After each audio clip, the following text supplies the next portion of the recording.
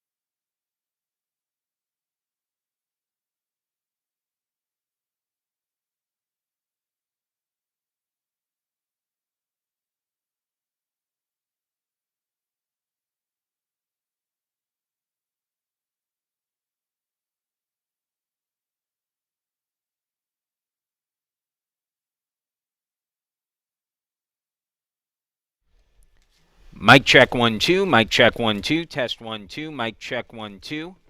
Mic check 1 2. Mic check 1 2. Test 1 2. Mic check 1 2.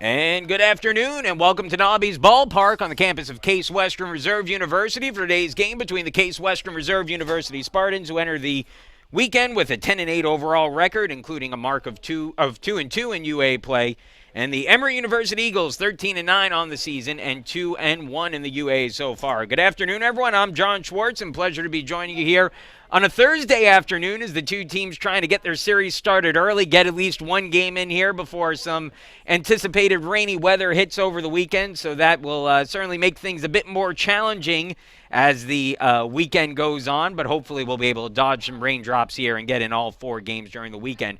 Without further ado, let's go ahead and get you the batting orders for the Emory University Eagles, who will be the visiting team in today's game and all four games this weekend.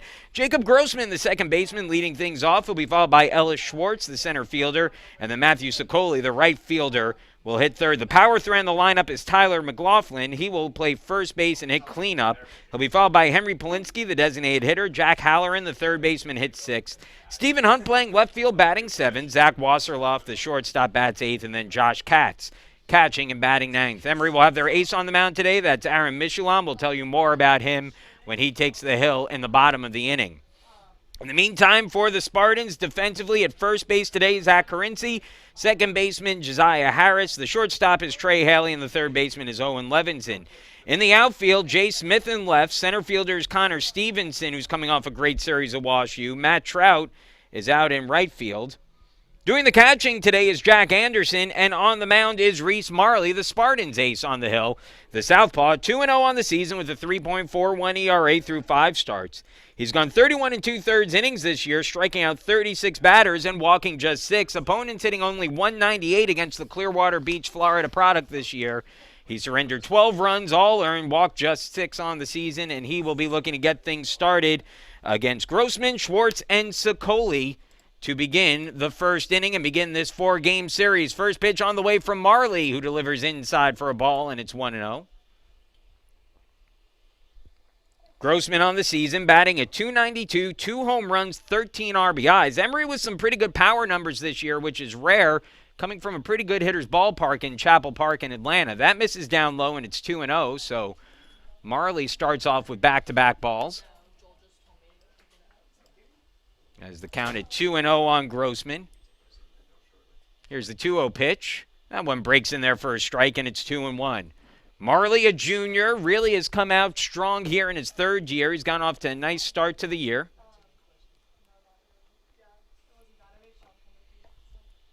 Behind in the count, though, 2-1 to the leadoff hitter. That one grounded back up towards the middle and through for a base hit. Marley almost got the glove up in time to get to that one, but Grossman sends it through. And there's a leadoff runner on.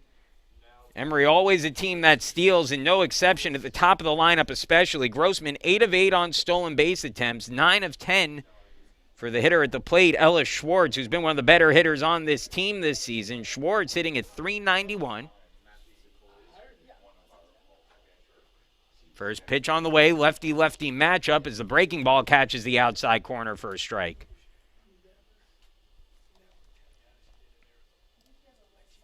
It's a sunny day, a bit chilly here. As the 0-1 on the way.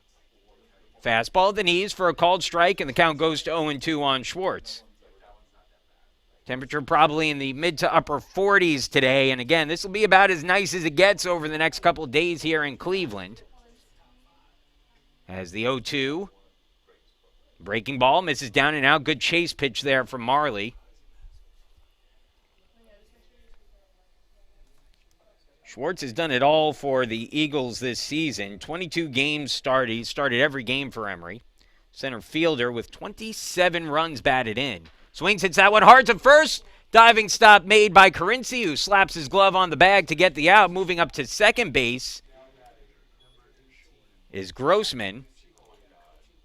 So essentially acts as a sacrifice, puts a runner in scoring position for the Eagles with Matthew Sicoli coming to the plate. Sicoli's hitting at .367 on the year. 18 hits and 49 at bats, 7 runs batted in, 4 doubles.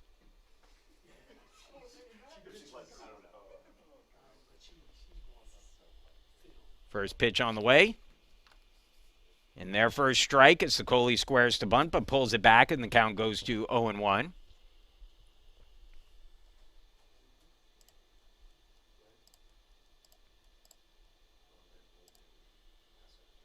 Now the 0-1 pitch.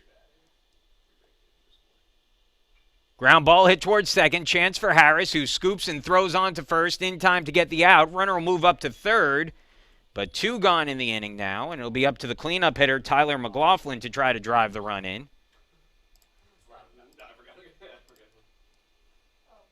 McLaughlin's had a nice season. He's hitting at .338, 7 home runs and 27 runs batted in. That's 7 home runs in 22 games played now for McLaughlin.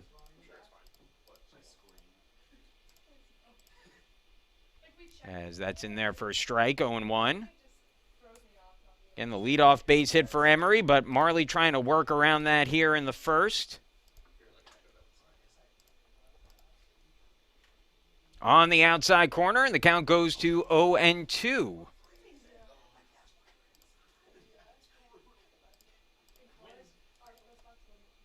Now the 0-2 count on the way. Marley from the third base side of the rubber, working from the stretch, delivers his 0-2 pitch, breaking ball just off the outer corner.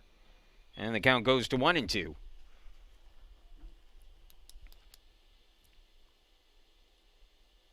Mentioned that these two teams getting things started a little bit earlier than anticipated.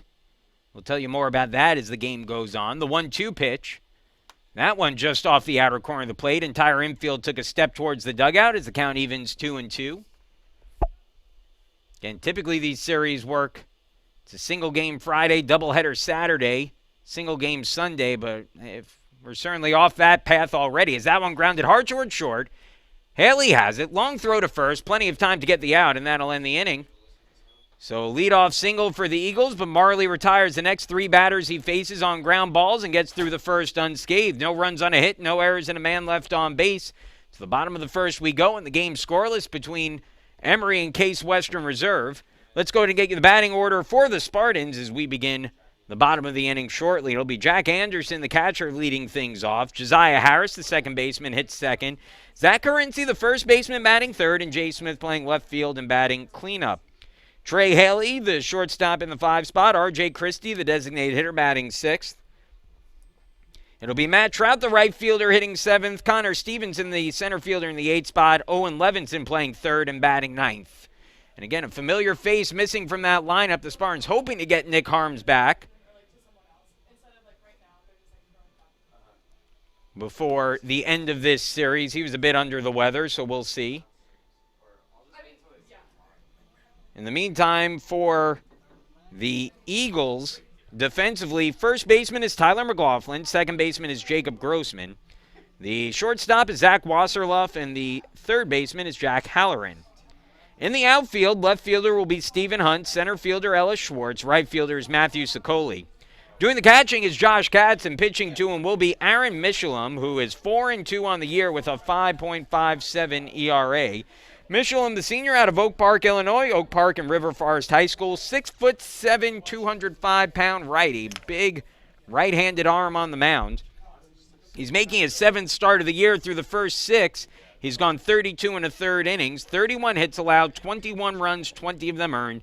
He has walked 16, struck out 32, so averaging roughly a strikeout per inning, and opponents hitting .240 against Michelum this season. He'll finish his warm-up pitches here as the Spartans get set to send their top 3 to the plate, and Anderson, Harris, and Carinci. And what is Major League Baseball opening day, but Division III has been going now for well over a month. In fact, Emory now about 6 or 7 weeks into their season. The Spartans a little bit less than that. They started the final weekend of February, so about a month into the season. Jack Anderson set to lead things off. The Division III leader in doubles enters this game with a 14-game hitting streak. First pitch on the way, and Anderson, first pitch swinging, fouls it back. Jack's hitting a .449 on the year, 13 doubles, 2 triples, 2 home runs. He has a team-high 20 runs batted in, and he's doing it out of the leadoff spot in the lineup for most of this season. He has just been unbelievable for this Case Western Reserve team. Can't hold up on that, and the count goes to 0-2. 18 runs scored this season for Anderson. He's stolen a team-high 8 bases. The 0-2 on the way to Jack. And did he hold up that time? He did not. The umpire first calls him out on strikes. So Anderson down on 3 pitches. Michelin gets the strikeout. There's 1 gone, and Josiah Harris will be the batter. Harris hitting at .303 on the season. He's coming off a pretty good series at Wash last weekend. In fact, scored the go-ahead run in the top of the 10th as he takes a fastball down and in, 1-0.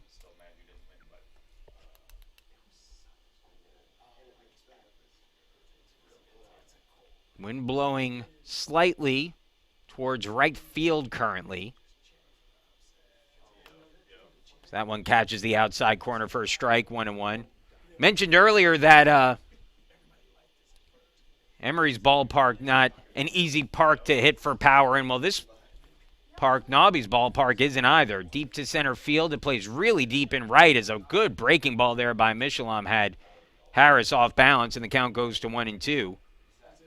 If you were to ever look at the Google map or Google Maps and look at the satellite of this field from above, you could kind of see that right field juts out a little bit more. It's not a true rounded right field. As the breaking ball swung on and missed that, strike 3, and Harris down for the second out of the inning. And so if you're going to put a ball out to right field, you typically have to get a pretty good hold of it. So 2 gone in the inning, and that'll bring up a red-hot Zach Carinci to the plate. Last time we saw Zach, his batting average was right about 200 about a week and a half ago, but he had a nice series at Wash U, has really picked it up lately as the Spartan Jr. takes that down and out, ball 1. 18 games started this season for Carinci. He's 21 for 73 for that .288 average. 5 doubles out of his 21 hits, and he's driven in 15. He awaits the 1-0 and the breaking ball, fastball at the knees for a strike, 1-1. And so the count even now, 1-1 with 2 away and the base is empty. Michelin looking for a quick inning here. As the pitch, 1 gone, ground ball up the middle, and it's a base hit for Carinci. That one was off his fist, but he got just enough of it to send it up the middle for a base hit. And the Spartans have their first base runner of the day. Carinci, who over his career has not been a particularly strong steal threat, all of a sudden that has changed significantly this year. He's stolen 7 bases on 8 attempts, and I have to imagine that Coach Englander will put him in motion at some point in this at-bat with Jay Smith in the cleanup spot today due to the absence of Nick Harms. Knowing that, Michelin throws down to first to keep Carinci on it. Smith hitting at .231 on the year, 1 home run, 6 RBIs. He's doubled twice as well, but Smith not necessarily a power threat. He's a little bit more of a singles guy. As that misses outside for a ball, 1-0. And so you would think with 2 outs in the inning and Carinci at first, Coach Englander would love to get him at second base into scoring position to try to get him in on a base hit. Not running here is the 1-0 foul back by Smith, and the count evens at 1-1.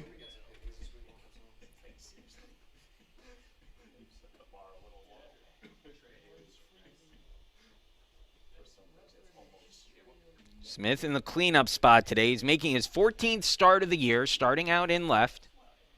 Hits the breaking ball in the air. Pretty deep to right field, but playable. Over to get it in right as he reaches up and makes the grab is Matthew Sicoli, and that will end the inning. So the Spartans get a hit in the bottom half of the first inning, but nothing to show for it, and we'll move into the second in a scoreless game. No runs on a hit for Case Western Reserve, a man left on. Second inning coming up, it'll be Polinsky, Halloran, and Hunt due up for Emory when we come back.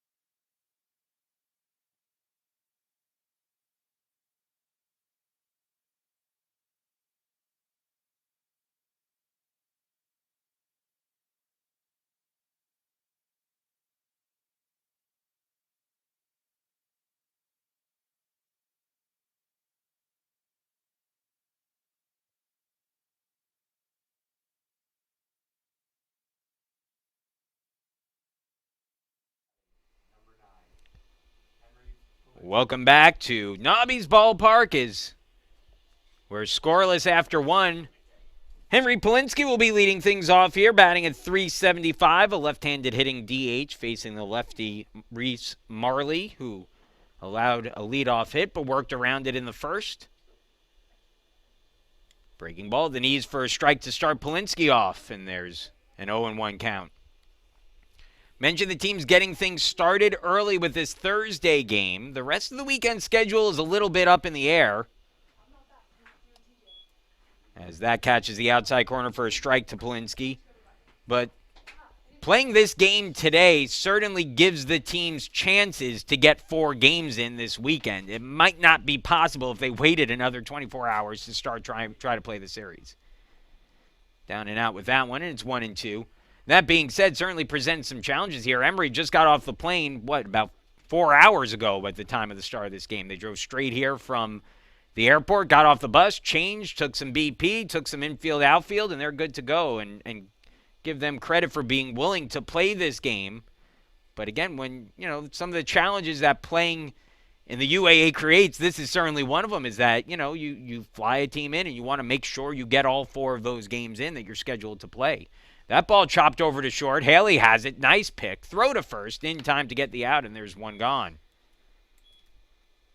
Second straight ground ball out to Haley, and that's 4 straight ground ball outs recorded by Marley, who's really doing a good job keeping the ball on the ground here early on.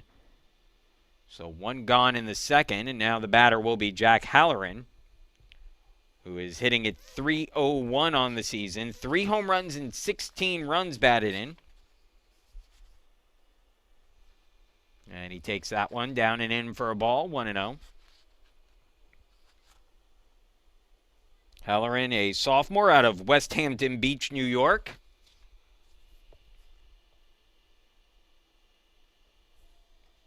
Outside, ball 2.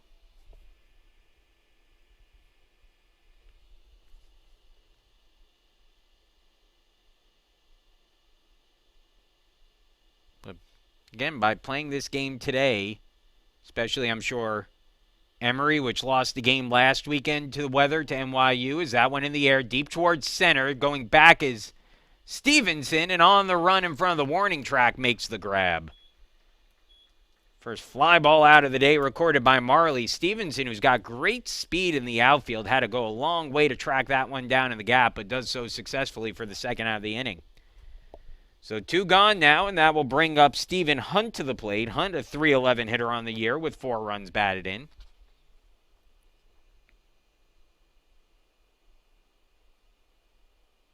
Hunt, the junior from Valencia, California, 6 feet tall, 198 pounds. Marley looking for a 1-2-3 second. That one misses for a ball, 1-0.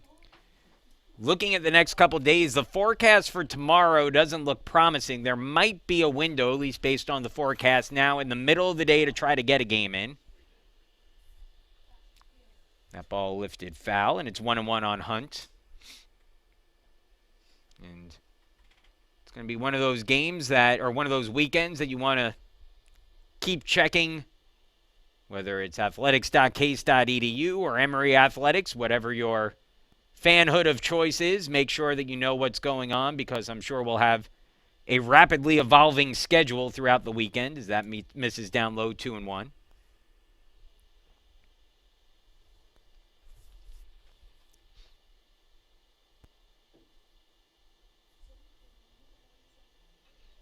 Ground ball, third base side. Diving stop made. Throw to first. On a hop, gets the out. Owen Levinson with a tremendous play on a ground ball down the third baseline. Takes an extra base hit away. And then on top of that, gets the out on Hunt at first. It's a 1-2-3 inning in the second with a little help from his friends for Reese Marley. And we'll move into the bottom half of the second with the Spartans and the Eagles scoreless through the first inning and a half. Haley, Christie, and Trout due up when we come back.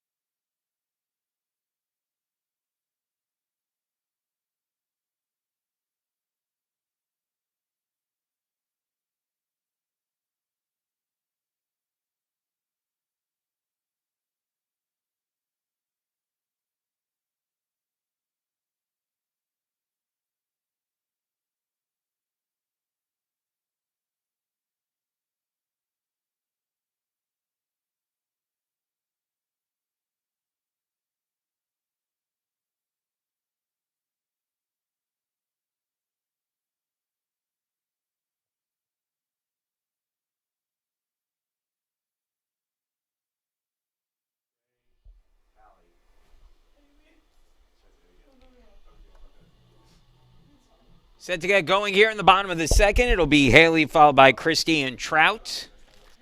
To get going in the bottom of the second for the Spartans. Scoreless game. Aaron Michelom begins the inning and delivers a first pitch on the outside corner for a called strike 0-1. Haley hitting a .317 on the season. He's still been effective, but slowing down a little bit after a really nice start to the year.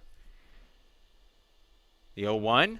Lays foul off the netting, and it's 0-2.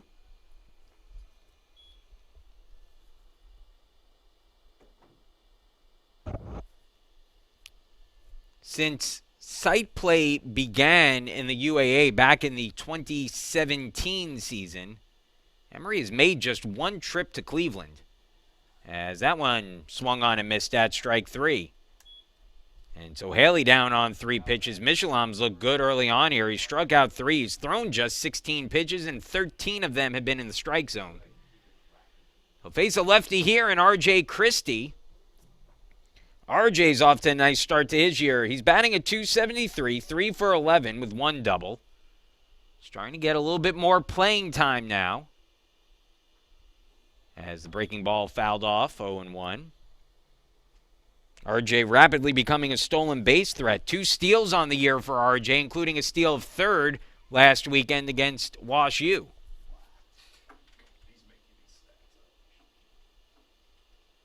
Now the 0-1 on the way. Chopper hit towards first. Fielded by the first baseman. Michelom covering and gets the out there. And there's 2 quickly retired. 3-1 on the putout. Christie down. And so with 2 gone, now Matt Trout will be the batter. Trout got off to that hot start to the season. And while he's continued to drive in runs, he has 15 RBIs, second on the team this season. His average has dipped a little bit. He's only hitting at .222 now. 12 hits and 54 bats, including a double, 2 triples. That one misses up and in for a ball, and it's 1-0.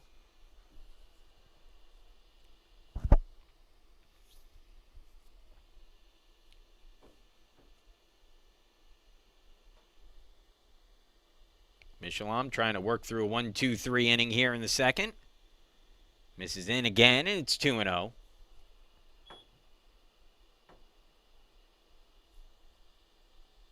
Trout out of Northeast Maryland.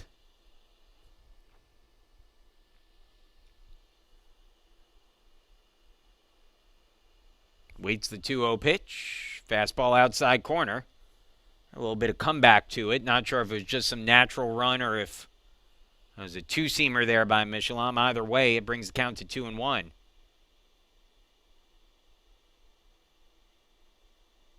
Line drive and through for a base hit. That one might get towards the gap. Trout has good speed. He's going to dig for second, but put the brakes on and retreat. Smart decision there by Trout, who gets the second hit of the game for the Spartans. Both have come with 2 outs.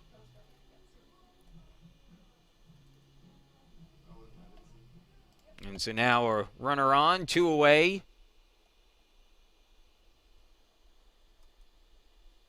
And the batter will be Connor Stevenson, who is coming off a renaissance of a series at Wash U. Stevenson on the season hitting a .444, and most of those at-bats came against Wash U. He's now 4 of 9 with a triple, 2 runs batted in. Hits a high chopper there. Stevenson's got good speed, but that'll go foul. And the count goes to 0-1 on Connor.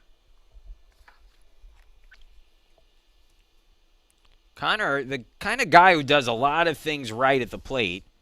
Mentioned he's got good speed. He came up as a catcher originally, but really is the kind of player that you could put in any position on the field. And he can certainly hold his own.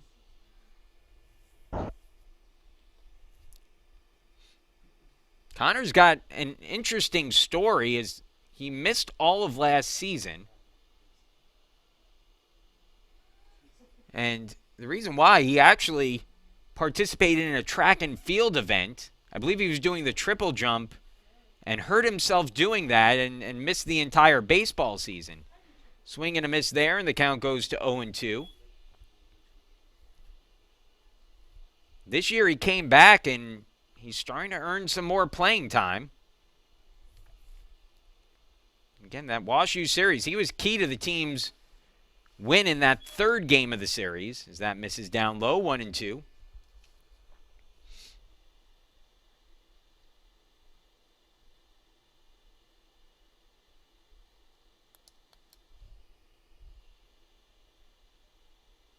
That's inside, and it hit him.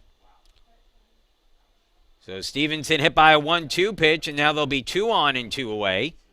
And that'll bring up Owen Levinson. Levinson, another player who's really starting to make a case for more playing time here, and he's sort of moved into the role of the everyday third baseman for the Spartans at this point. Especially with Carinci still limited, the Spartans were looking for someone to take over that role, and Levinson has done just that. 8 of 18 on the season, including a pair of doubles.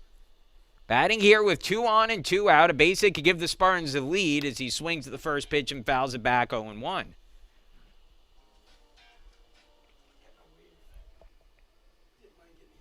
Levinson out of Piedmont, California.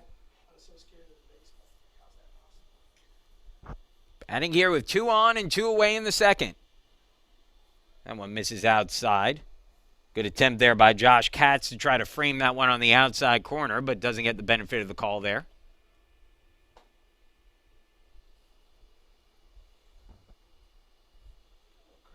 One and one count. The pitch. Holds his swing, and the count goes to 2-1. Michelom, who is pinpoint with his accuracy through the first 7 or so hitters of the game, has all of a sudden struggled a bit with that over the last few. 2-1 count, 2 on.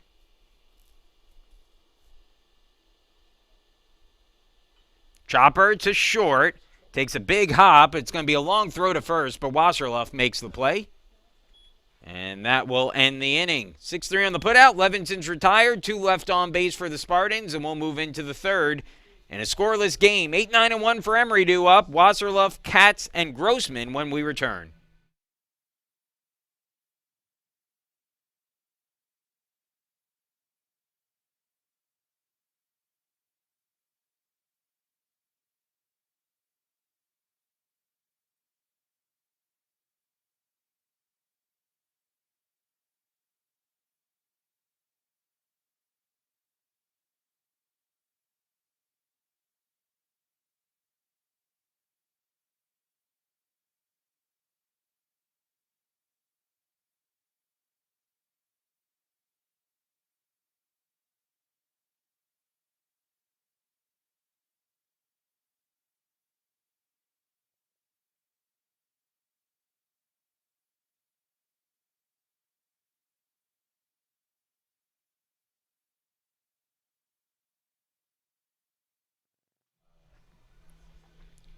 Reese Marley sat down 6 straight, yet to strike out a batter today, but he's pitched to contact to some pretty good success so far.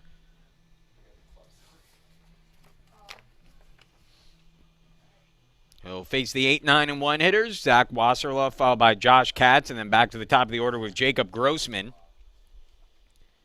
To begin the third,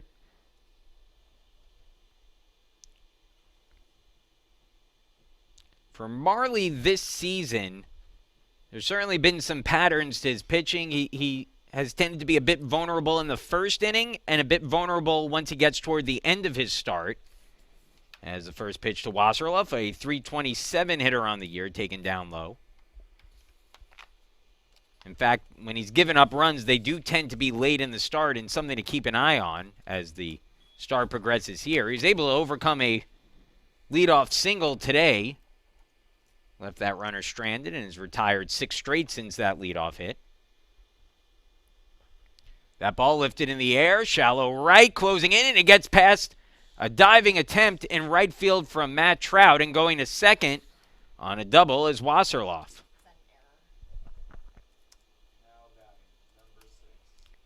So straight double on the play there. Trout made the diving attempt to try to get the out there, but it ends up costing the Spartans an extra base there. It'll go on the books as a double for Wasserloff. That is his 5th double of the year. And now Josh Katz, the catcher, bats here, a .259 hitter, and we'll see if he's bunting to move the runner over. Nobody out, runner at second hit of the game for Emory. He is bunting and gets it down nicely, and that's going to be trouble. Marley has it, but he's just going to have to put it in his pocket. Perfect bunt by Katz, and give him credit as well because he's not used to playing on turf, I imagine. But he took advantage of it perfectly. And so now it's first and third, and some trouble here for Marley to work out of with the top of the order coming back up. Grossman had the only hit of the game so far. Entering the inning against Marley. A single to start things off, but now batting here with some runners on the base paths as he takes that for a called strike, 0-1.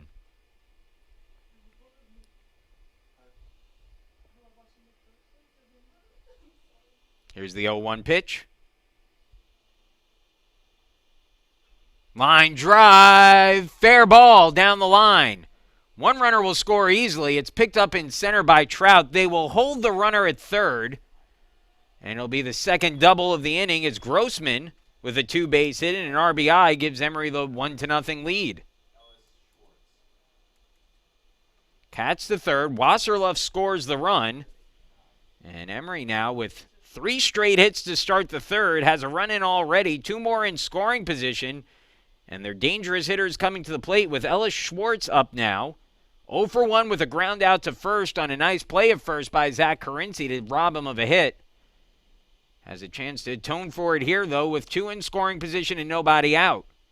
Schwartz batting at .386, swings at the first pitch and fouls it off. It's 0-1.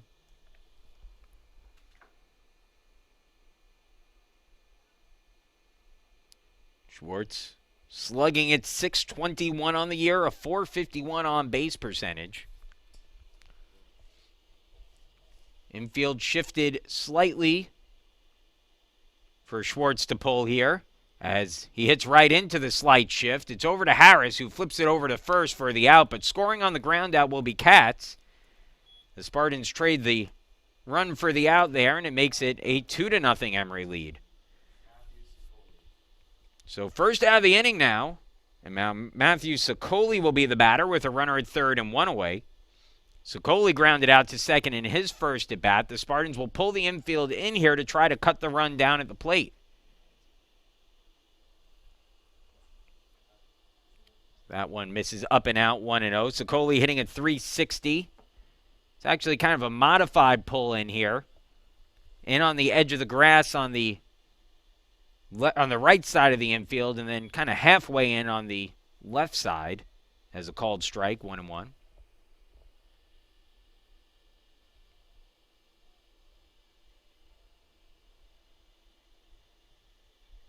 Line foul, and it's 1-2.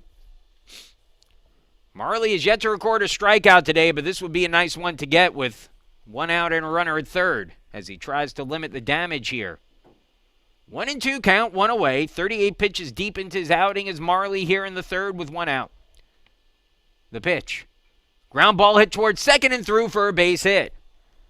Well, that's the price you could pay with the infield pulled in, is that a sharply hit ground ball like that to the right spot is going to get through. And Sicoli drives in the run. And it makes it a 3-0 Emory lead.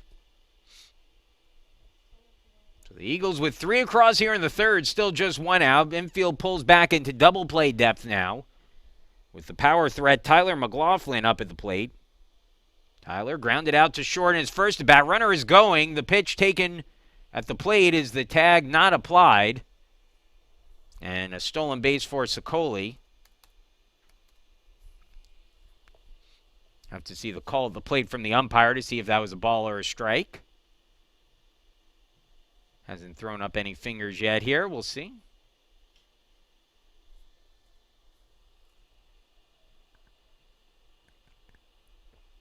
Still no update on the count, so we'll await either the 1-0 or the 0-1 pitch from Marley with a runner at second. And it's fouled off.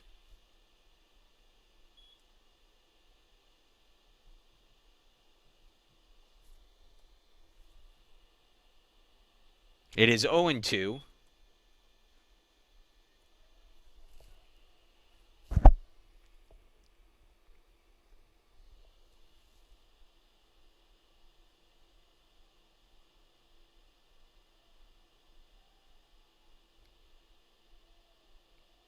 Marley floats one back to second base.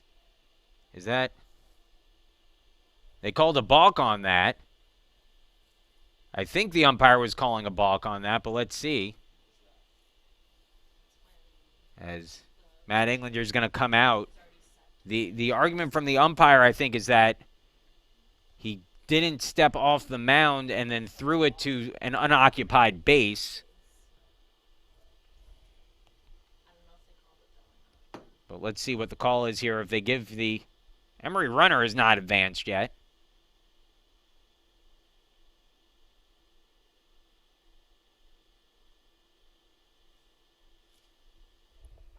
It was certainly, if nothing else, an odd throw by Marley over there. Well, maybe they didn't call it a balk. The runner's still... Yeah, runner's still at second, so... Not sure what the call was there, but we'll stay with an 0-2 count.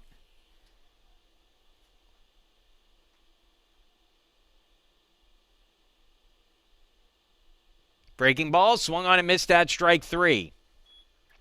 So McLaughlin goes down swinging for the second out of the inning. 2 gone now. Sokoli at second. Polinsky at the plate.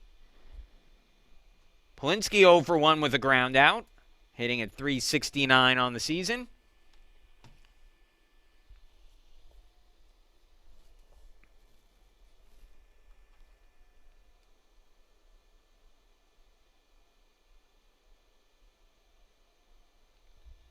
First pitch, breaking ball just above the letters. And the count goes to 1-0. Good pitch there for Marley.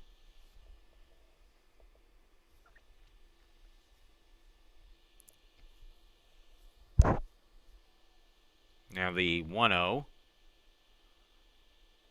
Up and in, 2-0. Big out to get here for Marley to try to limit the damage at just the 3 runs. Give the team a shot to answer back in the bottom of the third. Sparns will send the top of the order to the plate in the third inning. Swing and a miss, and it's 2-1.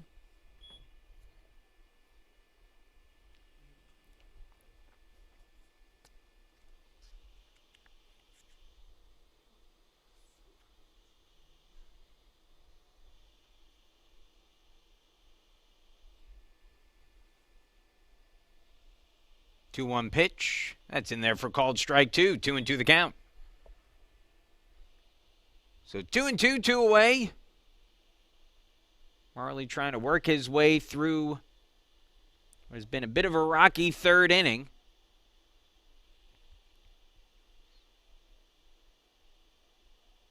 Here's the 2-2. Throw to second, almost clips the runner.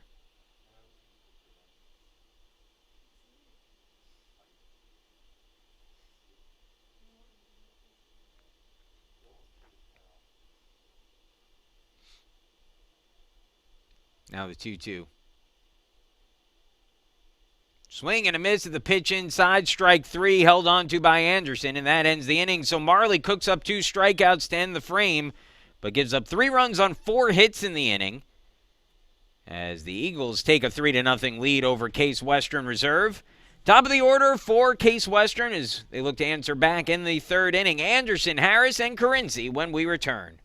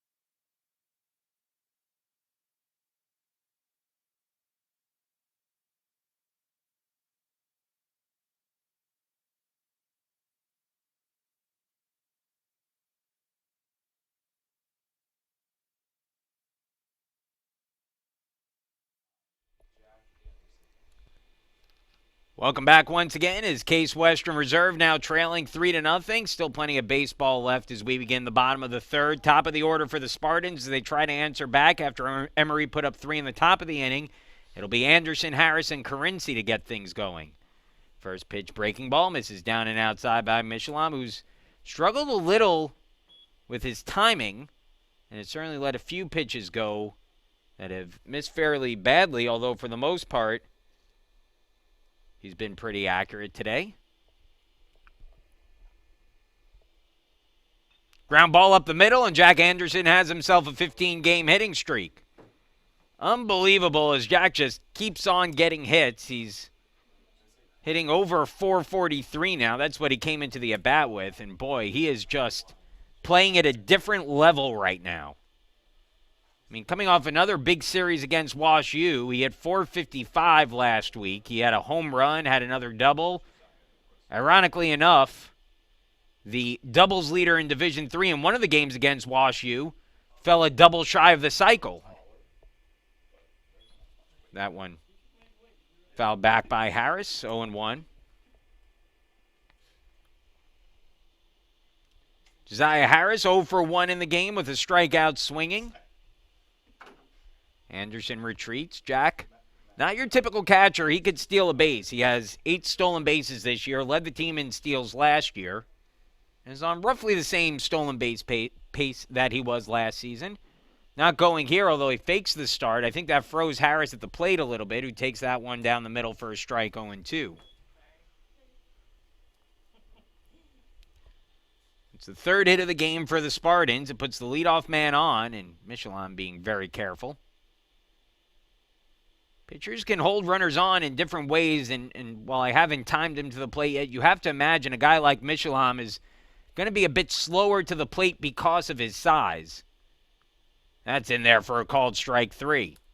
So Harris down looking. Second time today he struck out for Michelin. That's strikeout number 4 in the game.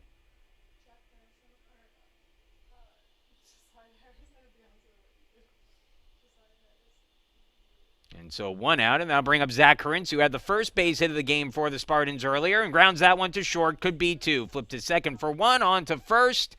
And the 6-4-3 double play turned by the Eagles, and that ends the Spartans' threat here in the third. So the Spartans get a leadoff hit, but a strikeout and a ground ball double play ends the third inning. No runs on a hit, no errors, and no one left on. And we'll move into the fourth. 3-0, Emory with the lead. It'll be Halloran, Hunt, and Wasserloff due up when we return.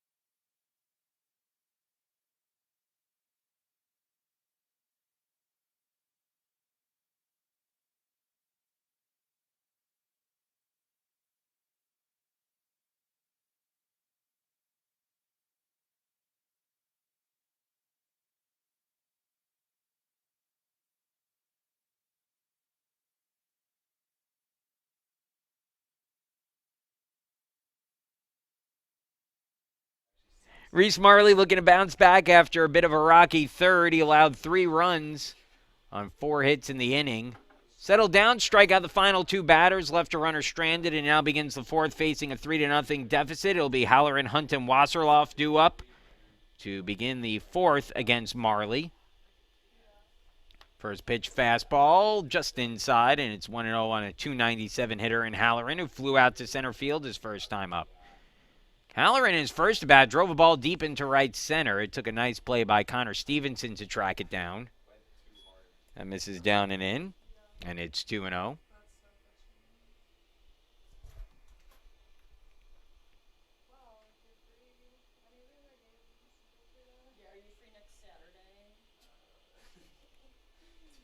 2-0.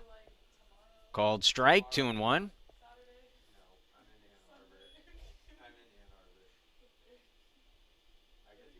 Let's see if Reese can settle in here. The Spartans, although certainly not as innings pressed as they were last weekend, with this series likely getting stretched out over an extra day. There's a line drive up the middle there by Halloran for a base hit. They'd certainly love to get Marley deep in this game. He's at 51 pitches now through the first 3+ innings.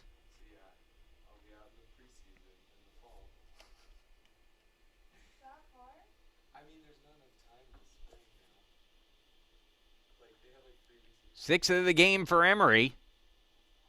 Halloran on at first, and that'll bring up Stephen Hunt, who grounded out to third. Took a nice play from Owen Levinson to retire him as this ball lifted into right center. Over to get it is Trout, and he makes the catch for the out.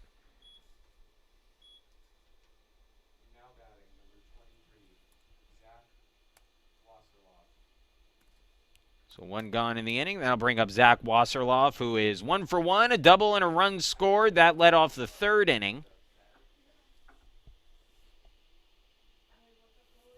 Home plate umpire digging into his bag of balls, trying to find one that will appease Reese Marley here, who heads back to the hill with a runner on first and one away.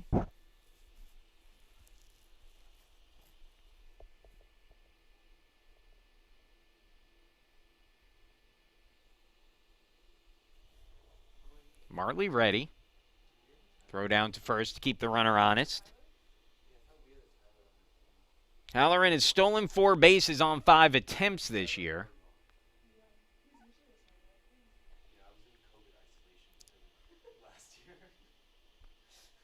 One misses up high. Just above the letters, brings the count to 1-0 on Wasserloff, the first-year player batting at .340 on the year. Wasserloff out of Tenafly, New Jersey, Bergen Catholic High School, 6'1", 185-pound first-year player. Takes that up high, and it's 2-0.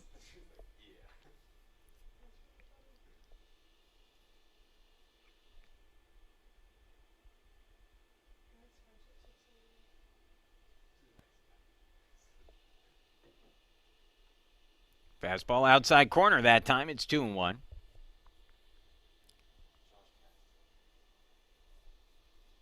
Again, a 3-0 deficit for the Spartans, so nothing that is insurmountable, but I don't want to fall any deeper into the hole early on in this game.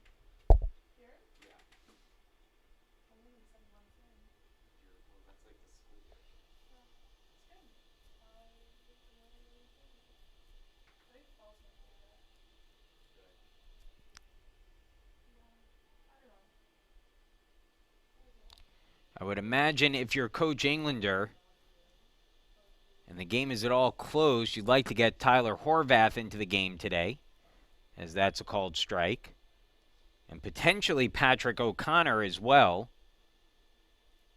because you would, in theory, have those two guys back later in the weekend, especially, again, with this game being held on a Thursday as opposed to a Friday.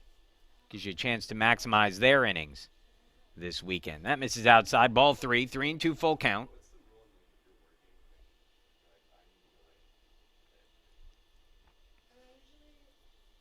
But again, if Marley can hopefully get through 6 or 7 innings today, although his pitch count's starting to climb a bit, that would be ideal.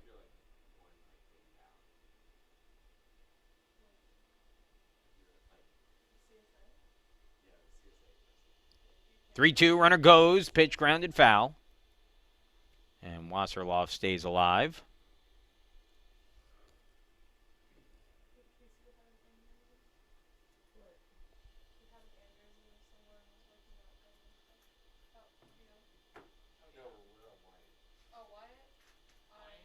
Another 3-2 pitch upcoming.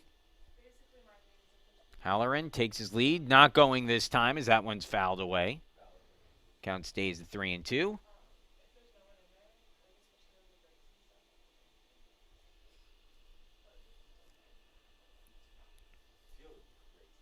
Longtime Emory assistant Bobby Perez down at third, flashes some signs to the runner Halloran. Not going again as that one stays up high and misses ball 4. So Wasserloff on for the second time today, draws the walk, 2 on, 1 out in the inning, and the 9-hitter, Josh Katz, will be the batter. Katz singled and scored a run. His first time up, he actually laid a perfect bunt down the third baseline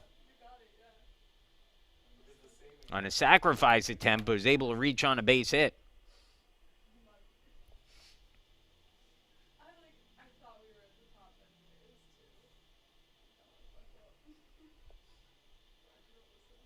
Called strike on the outside corner in zone 1.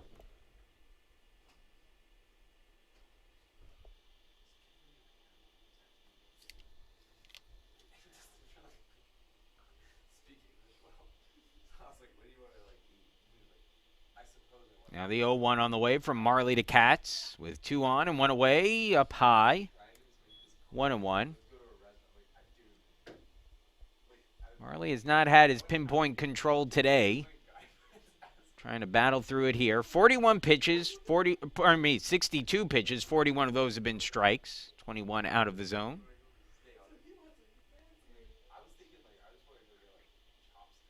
1-1, runners go. The pitch is taken for a strike, and let's see if they call him out for interference there. They'll say no. Thought with that swing you had an argument for interference, but instead it'll go as a double steal.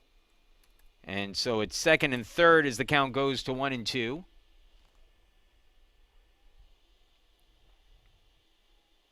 Spartans will pull the infield in here. That cost them a hit earlier in the inning, or earlier in the game, I should say. And there's swing through that fastball, and that'll be strike 3. So Katz down swinging. Second out of the inning, and a chance for Marley to get out of this without any damage, but he'll have to face a batter who has been a struggle for him, with Jacob Grossman coming to the plate. Grossman 2 for 2 today, a single in the first, an RBI double, and a run scored in the third. Grossman, the junior out of Carlsbad, California, La Costa Canyon High School. 5'10", 180 pounds. Second baseman awaits the first pitch from Marley. And he takes a fastball down and out, ball 1. Grossman's average has jumped now. 21 points since the start of play today. He entered the game as a .292 hitter. That's now up to .313.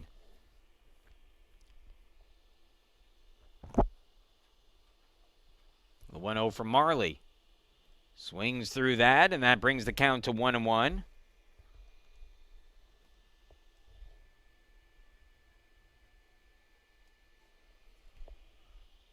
A situation where if you're Marley, you don't want to empty your tank too early here, but this is a really important out to get.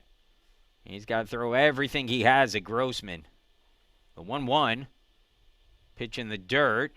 Grossman held on that, and it brings the count to 2-1. First base is open, but the problem is you have Ellis Schwartz waiting out on deck, who, to be fair, has grounded out twice today, but is probably the best hitter in this Emory lineup.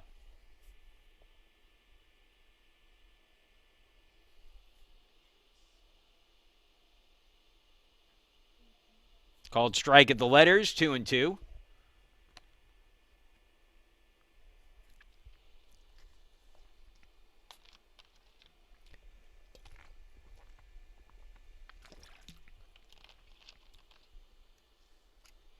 Big pitch coming up here from Marley. 2-2, 2 away, and that's rocketed in the air, left field and deep, and that will get down for extra bases. It gets into the gap. 2 runs score easily. Grossman stops at second. It's a 2 RBI double, and the Eagles jump on top 5-0.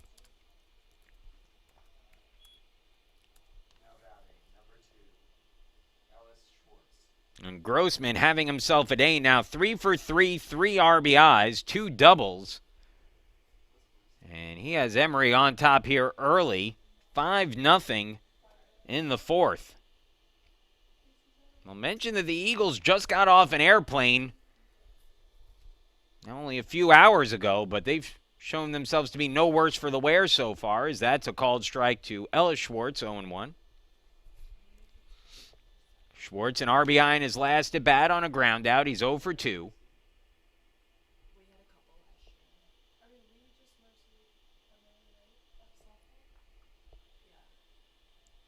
Now the 0-1. Breaking ball misses down low. 1-1 the count. Marley clearly doesn't have his best stuff today, but one of those days where he's going to have to tough it out for a little bit.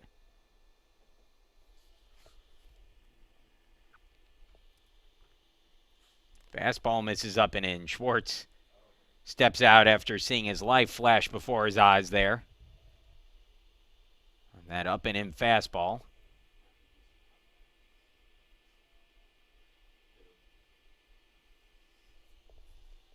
Now he'll settle back in.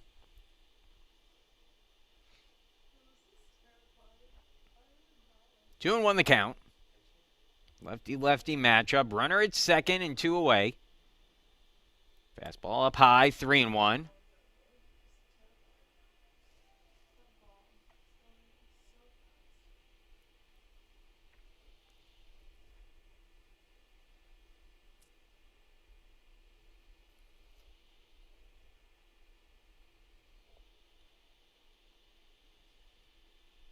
That one fouled away. Full count, 3-2.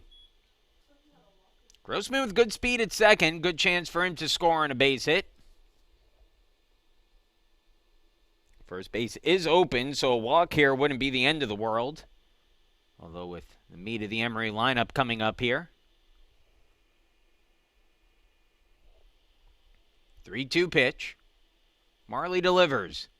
Breaking ball misses in.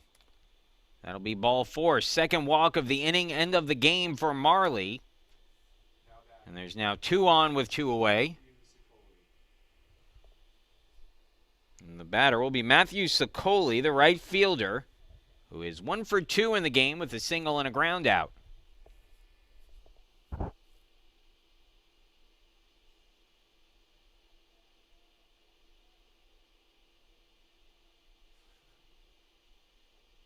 Fastball outside corner for a called strike, and it's an 0-1 count.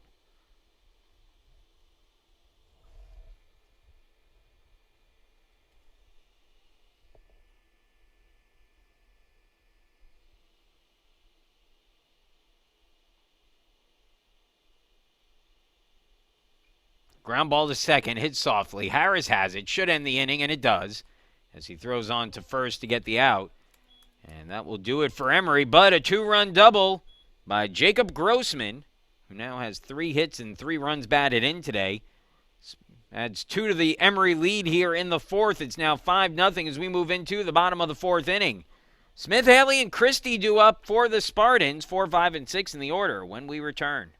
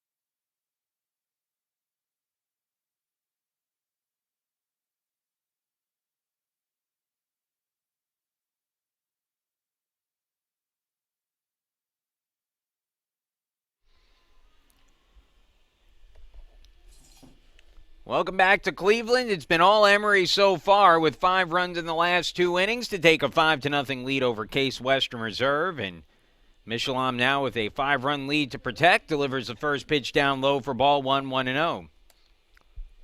Smith, Haley, and Christie do up this inning for the Spartans, 4, 5, and 6 in the order.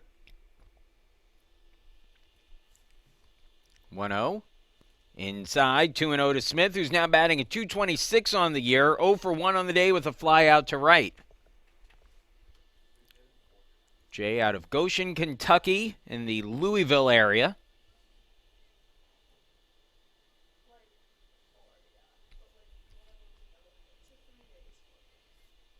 One of his high school coaches, former Major League pitcher Glendon Rush, who Tim pitched for the New York Mets, of course. Fouled off there, and the count evens 2-2.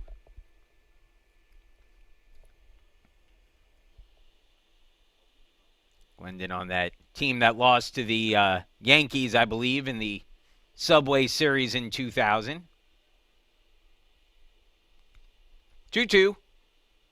Just off the plate, and it's a full count, 3-2. Michelom has looked good so far. He's allowed just 3 hits, shutting down Case Western Reserve through the first 3 innings. Works the full count here. His 42nd pitch of the inning. Breaking ball just outside. Whoa. Awfully close, and Jay Smith draws the walk. Well, the catcher, Josh Katz, was ready to throw the ball around the horn. The shortstop, Zach Wasserloff, was standing in disbelief at short. I thought that one might have caught that outside corner. They certainly might have an argument there, but either way, Smith will reach on the walk. And now Trey Haley, the batter, takes the first pitch for a strike, 0-1. Haley struck out swinging in his first at bat. Batting at .313 on the year now. Hitting in the 5 spot today. We've seen him hit all up and down the lineup this season. Haley's been a really good bat for the Spartans this year. Smith takes his lead from first, now dives back in. Jay, 2 stolen bases on his many attempts. The stolen base has been a bigger part of the Spartans' arsenal this year, as opposed to the last few years. Taken down low, it's 1-1. Although today the Spartans have been quiet on the base paths. Not a lot of traffic, though, at the moment.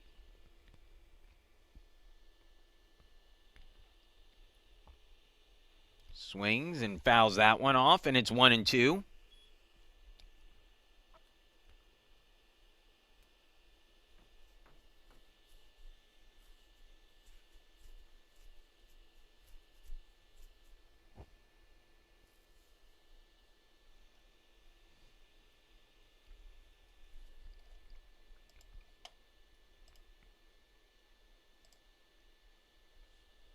Five 0 the score. Emory has jumped on top of the Spartans in this one.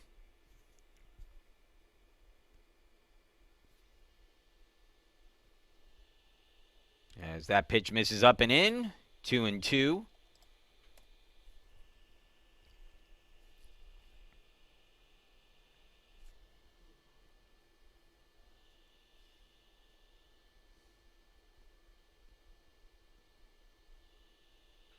And in the air, deep towards right, but playable out there, is making the catch in right field on the run is Matthew Sicoli for the second out of the inning. First out of the inning, excuse me, as Haley is retired on the fly out. And now R.J. Christie will be the batter. You get the feeling the Spartans have to do something soon here to try to get back in this game before it gets away from them. Throw down to first, gets away and goes to the backstop, and Smith will get up and move up to second base. So it'll be an error on Michelom. And he will move up to second base.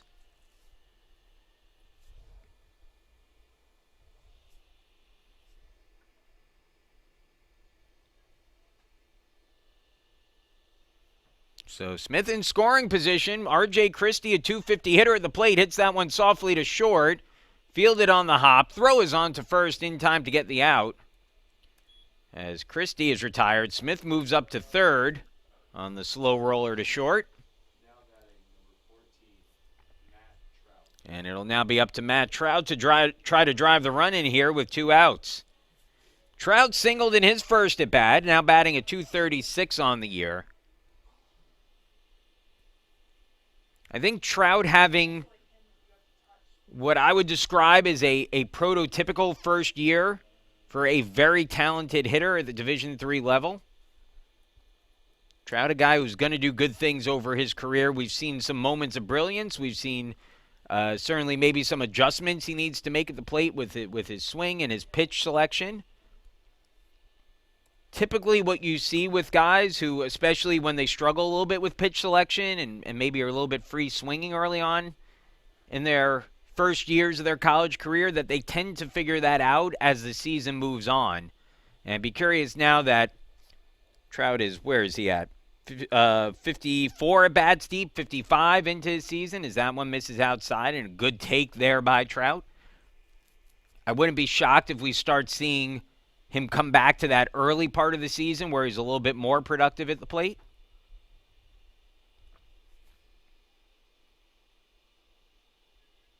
One, two. Hits that one foul.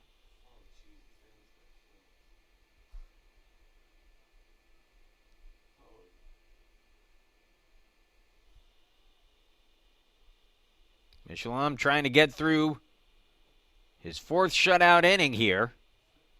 Has a 1-2 count on Trout with a runner at third, and that one hits softly back to the mound. Michelin has it, jogs it halfway before flipping on to first to get the out, and that ends the inning. No runs, no hits, an error, and a man left on in the 4th. We'll move to the 5th. 5-0 Emory with the lead. It'll be McLaughlin, Polinsky, and Halloran due up. 4, 5, and 6 in the Emory order when we return.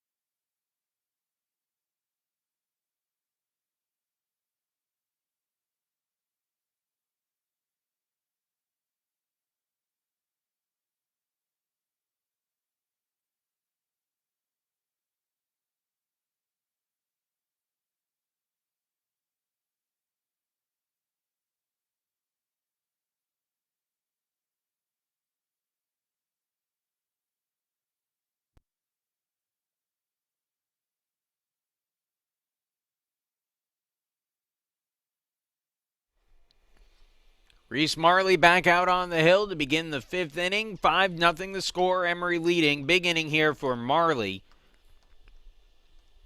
Not just so that he could try to keep this game relatively close, as that ball off in the air down the line in right and tails foul. Like I said, not just so that he could keep the game close, but hopefully that if he can come up with a quick inning here, it gives him a little more potentially length in this game.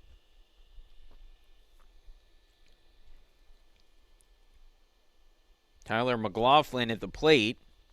First baseman 0 for 2, a ground out and a strikeout swinging in his 2 plate appearances against Marley. Fouls that one back. And it's an 0-2 count.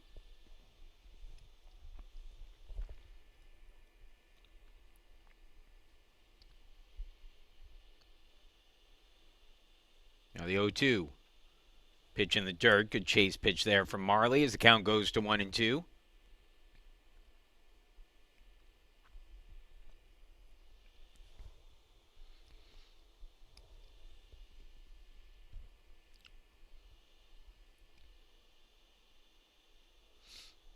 Down and in, 2-2.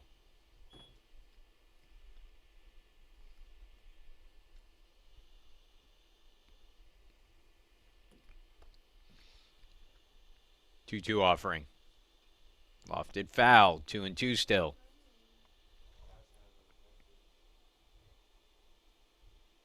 And ideally, Coach Englander, I know, would want to get at least one more inning out of Marley.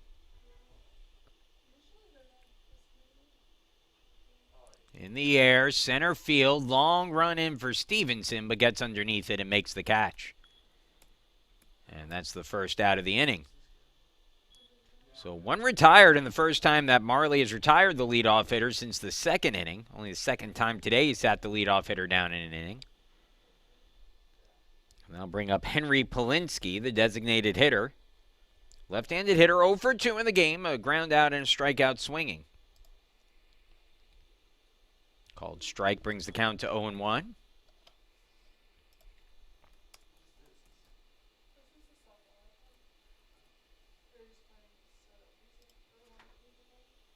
Fastball down and out, 1-1 the count.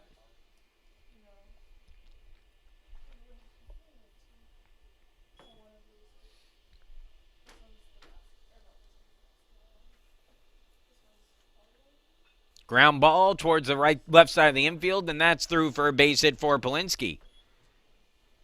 So Polinsky inside outed one a bit there as he sends it through the left side. 8th hit of the game already for Emory. And they have a runner on at first with 1 out. Batter will be Jack Halloran, who is 1 for 2 with a single and a fly out.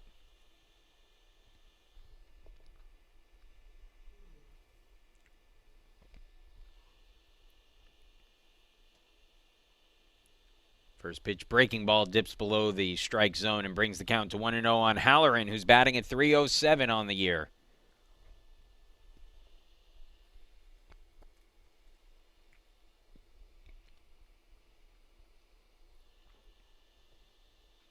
Ground ball, third base side foul. 1-1.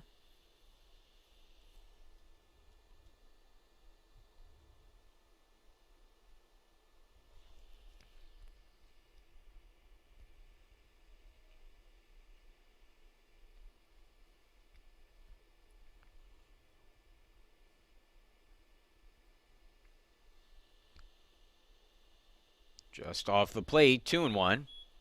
Next pitch will be the 90th of the game for Marley. And I have to imagine we're going to see that Spartan bullpen get up and working fairly quickly here. 2-1 offering. Another one fouled away. After this weekend, the Spartans have a Wednesday game at Worcester and then play Saturday and Sunday against Mount Union and Denison.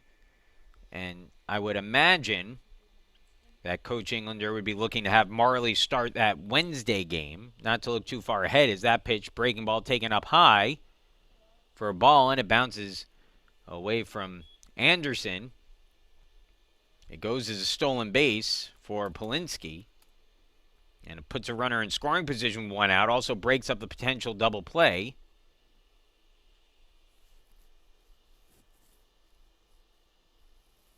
So it's 3-2 now, 1 away. Polinsky at second. Halloran at the plate, awaiting the payoff pitch.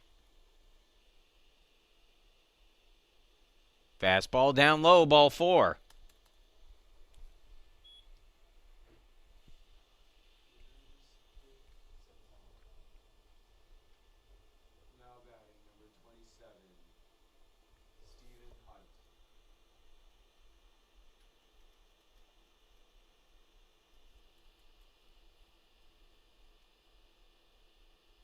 Now 2 on, 1 away. Forces back on in a potential double play with Hunt coming to the plate. Hunt 0 for 2 in the contest. Ground out and a fly out today. Batting at .298 on the year. Fastball strike, and it's 0-1.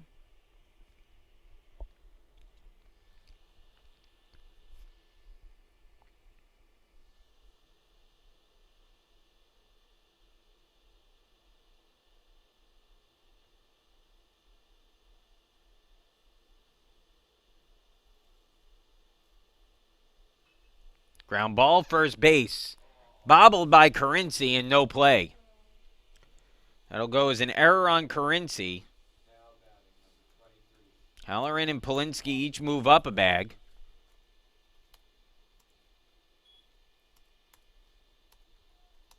And the base is now loaded with 1 out. I'm not sure Carinci would have had a double play there, but at the very least he has 1 out if he fields that cleanly.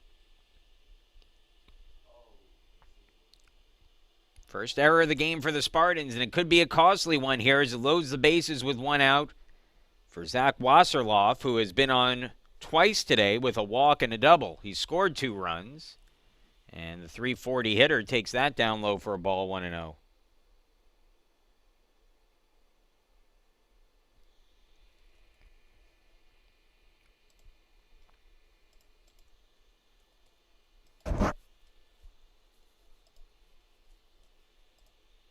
In the air, deep towards center field. Stevenson, though, with a beat on it.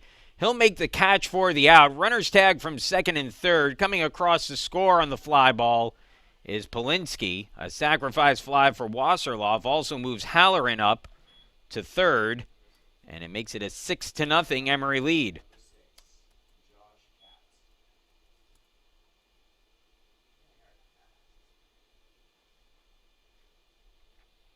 It'll be an unearned run.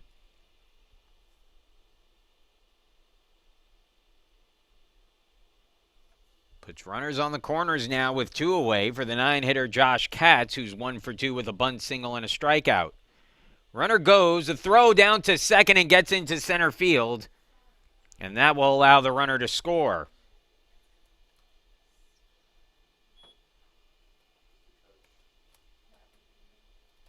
Now goes another unearned run.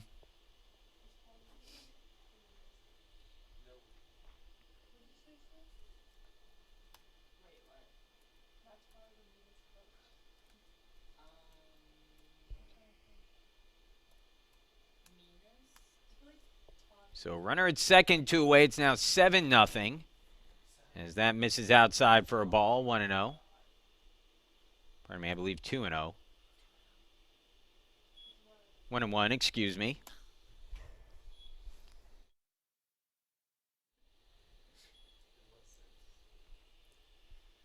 Ground ball towards first.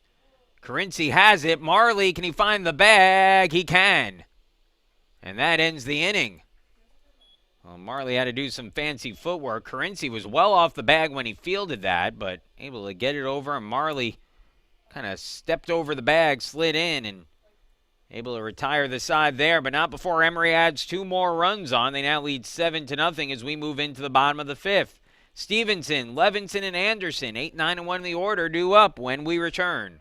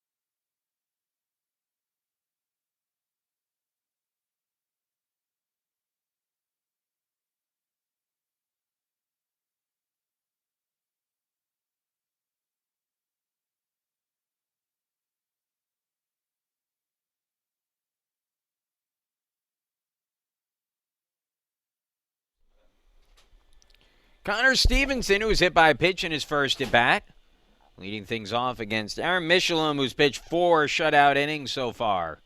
Chopper hit towards short, circled by Wasserloff. His throw is low, but dug out nicely at first by McLaughlin for the out, 1 gone. So 1 pitch, 1 out here in the 5th. And now Owen Levinson who hit in the second with 2 on and 2 away and grounded out to short, and is only a bat so far, will hit here with the bases empty and 1 away. Levinson now batting at .421 on the year. First pitch swinging, hits it in the air, center field, easily playable out there for the center fielder Schwartz, who makes the catch. And there are 2 gone on 2 pitches, and now Jack Anderson, who is typically a pretty aggressive swinger at the plate here, is going to, I imagine, be asked to at least take until he gets a strike. Although if there's anyone in this lineup who's going to get a chance to swing at a pitch that could potentially be the 3rd out in as many pitches, it would be Anderson.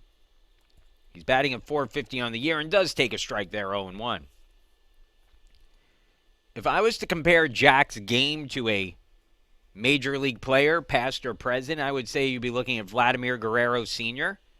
as he fouls that one off. You could kind of look at the numbers and, you know, again, not necessarily talking talent-wise, but just style of play, especially at the plate. I think Anderson, very similar. If you look at, again, he's now walked just 6 times this year, but he's only struck out 8 times. By the way, 4 of those 8 strikeouts have come in the last 2 games, so that one fouled as it's ripped out of play.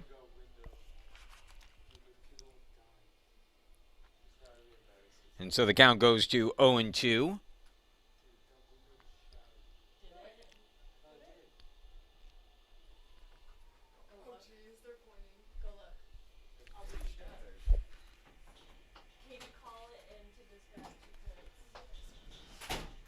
I think we might have our first shattered dorm window of the season.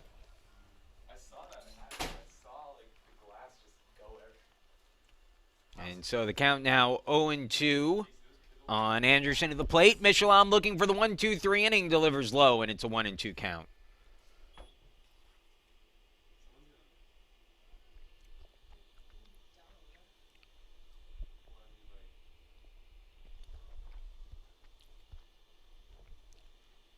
Here's the 1-2 pitch.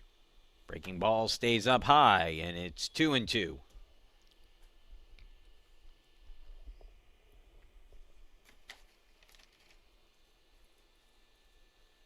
And that will bring head coach Mike Twardowski out here to talk to Michelin. And the entire infield will come in. Interesting. Aaron's been cruising pretty good here. He struggled a little bit through the first couple of innings. Gave up 2 hits, a hit batter through the first and the second. Most trouble he's really been in was back in that second inning when he had 2 runners on. Did strand a runner at third in the fourth after giving up a walk, but pitching here with a 7-run lead, 7-0.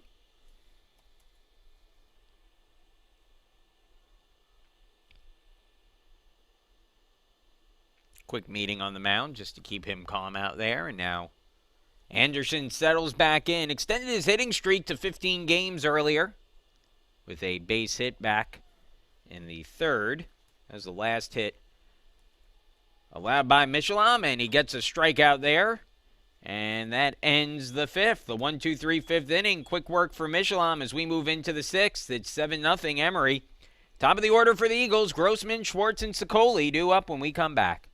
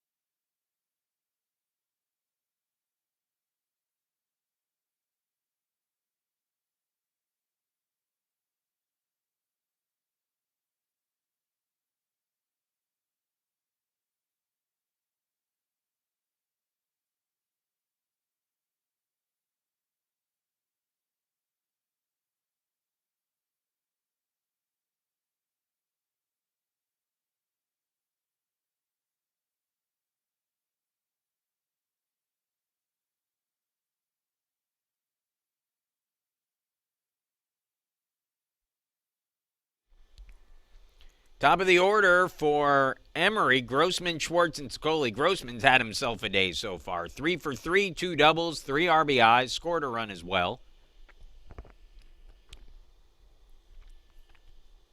His average has jumped 32 points since the start of the day to 294. And a new pitcher on the mound for the Spartans. Adam Hamilton starts him off with a breaking ball in the inside corner for a strike. Hamilton, the 6'1" first-year pitcher out of Ottawa Hills, Ohio, Ottawa Hills High School. Righty delivers a fastball down and out, 1-1.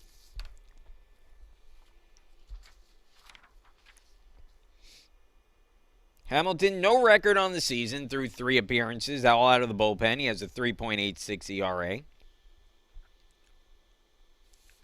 Turned over a two-seamer there, it looked like, and it catches the outside corner for a strike, 1-2. 4 2/3 innings. He's given up just 3 hits, 2 walks, 2 runs allowed. He struck out 4. Opponents hitting just 188 against Hamilton. That one grounded through the hole. Another hit, 4th of the game for Grossman. 9th of the game for the Eagles. Now batting, number 2, Schwartz.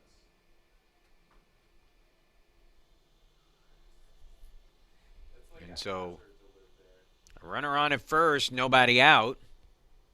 And they'll bring up Ellis Schwartz. Schwartz has gone 0 for 2 today with an RBI, ground out, and a walk. His average at 382 for the year. Fastball strike, and it's 0-1.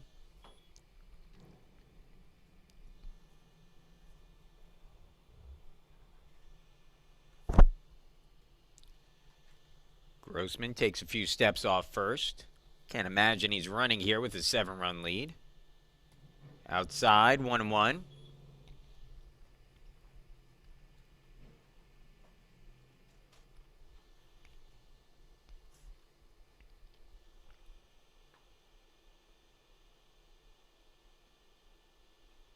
Another one fouled off, 1-2.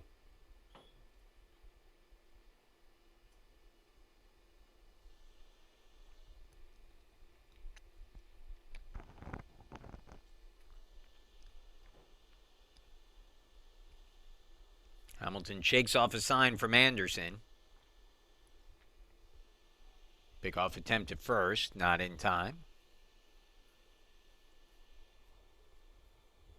It's been all Emory since the 3rd inning. The Eagles scored 3 in the 3rd, 2 in the 4th, 2 in the 5th.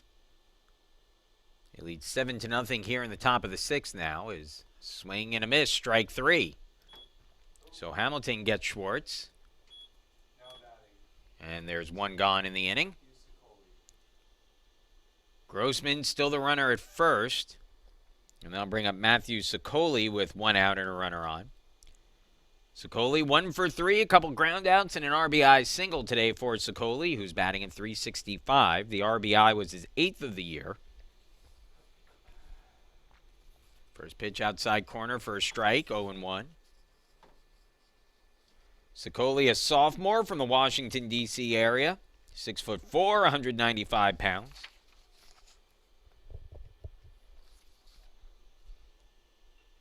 Chopper hit toward short. Could be 2 if they hurry, but it's bobbled by Haley. Makes the throw to first, and it is not in time. Well, it has just been one of those days where the Spartans have not looked sharp at all. And another costly play in the infield. Could have been 2 if the Spartans hurried, although it would have been tough, but at the very least, Haley was going to get the out at second base easy. Instead, it's an error that cost the team there. And now it's first and second, 1 away.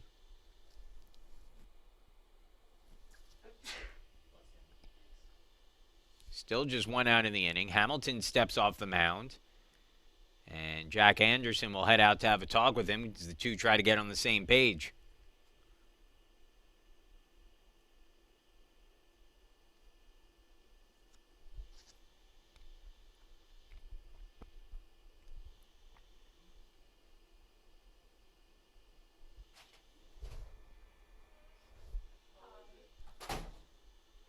Now Hamilton settles back in. Tyler McLaughlin, the batter. Curveball, hit hard but foul. McLaughlin hitting at 325 on the season. 7 home runs, 27 RBIs. He's 0 for 3 in the game today, though. A ground out, a strikeout, swinging, and a fly out.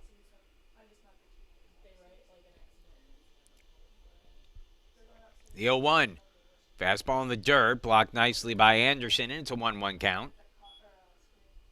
If I'm not mistaken, Emory has won the first game of the series each time these teams have played, and since site play started back during that 2017 season. That one misses down and out for a ball, 2-1. I'll double check that here in a second.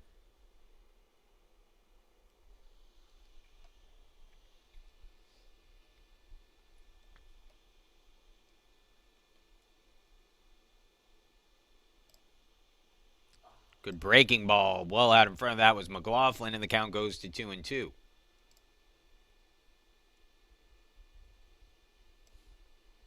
Last season, the Spartans took 3 of 4 from Emory, but lost the first game of the series. That was the first time the two teams had played since 2019, and actually in that one, the Spartans won the first game, lost the next 3. Ball's popped up center field. No one could see it. Now Stevenson actually still can't see it, but Trout over to get it. And, boy, Stevenson just lost that one all the way. I thought it was going to center as well, but it ended up pretty much in right center field, and Trout was able to pull that in for the out, and so that's a big second out. McLaughlin now 0 for 4 on the day, and now Henry Polinsky will be the batter, hitting here to try to keep the inning going with runners at first and second and 2 away.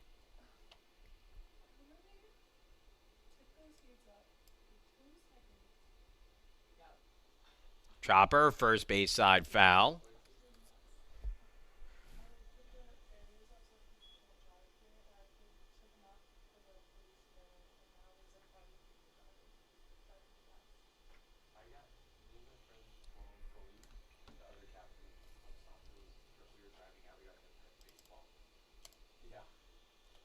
Outside corner, nice pitch there from Hamilton, and it's 0-2. Hamilton's looked fairly good here so far, as he has for much of this season.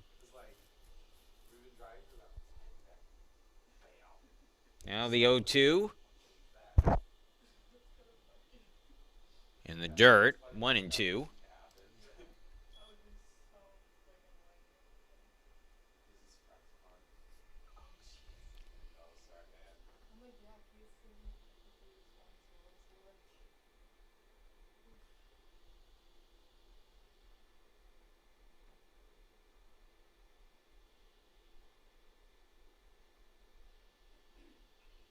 Crank foul.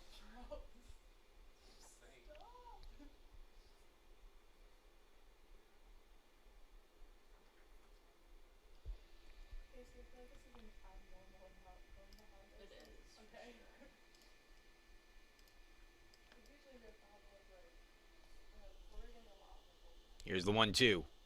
Inside, 2-2.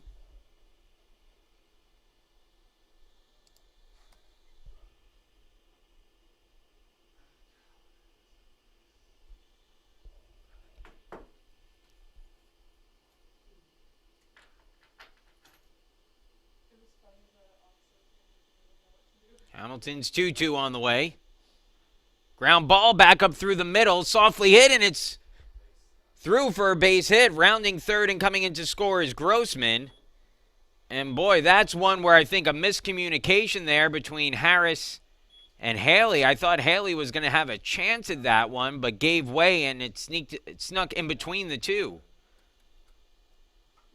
And again, maybe just a day where the Spartans, who you would expect to be a little bit sharper today, just have not looked sharp at all in any aspect of the game.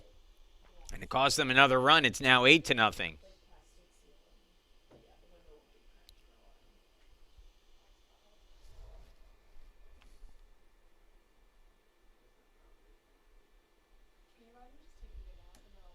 Well,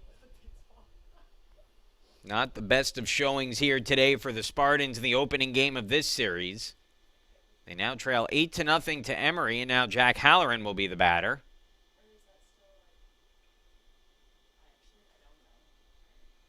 Fastball outside, and it's 1-0. So Polinsky with the RBI. Grossman scored.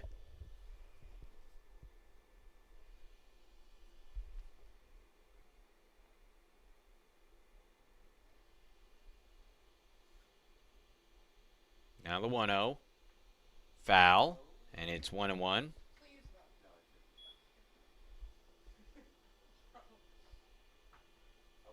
Halloran 1 for 2 on the day.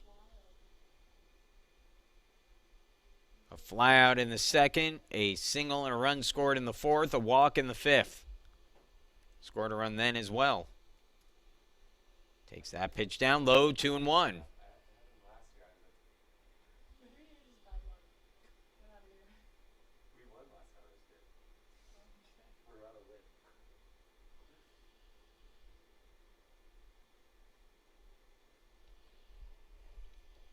Now the 1-1.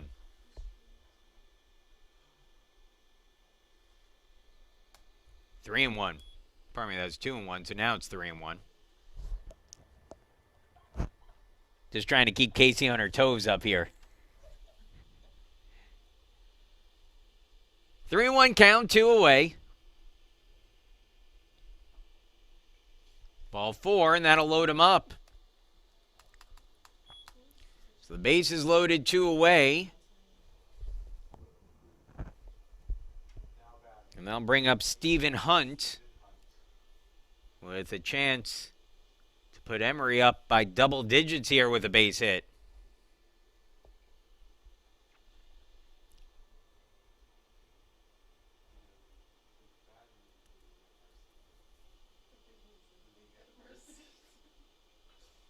In the air, towards the gap, right center, but Trout there, and he makes the catch for the out.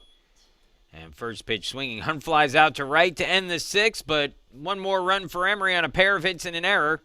Sixth inning coming up, bottom of the sixth, 2, 3, and 4 for the Spartans. Harris, Carinci, and Smith when we return.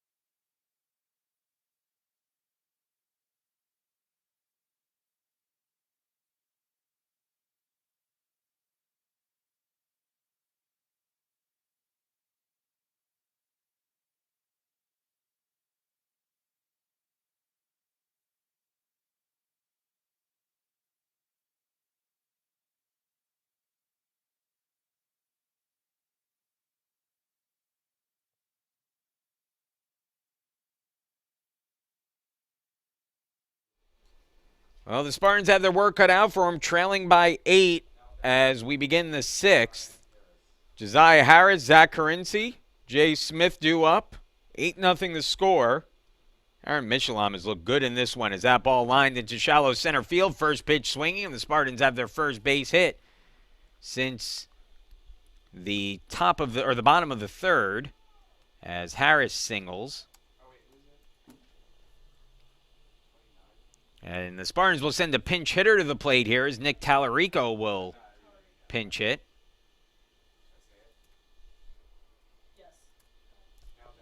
So Tallarico will be the batter, hitting at 200 on the year. Carinci's day will be done.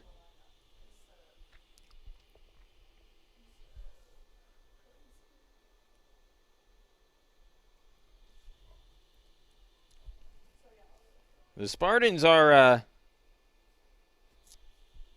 potentially in danger, getting close to the 10-run rule, as that one misses down low to Tallarico. Down 8-0. The official rule to end the game early. It's 10 runs after 7.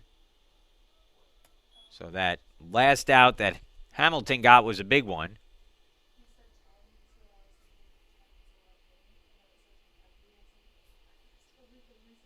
Now the 2-0. Tallarico, 2 home runs. Both of them came against Baldwin Wallace. Takes a big cut at that one and misses. 2-1.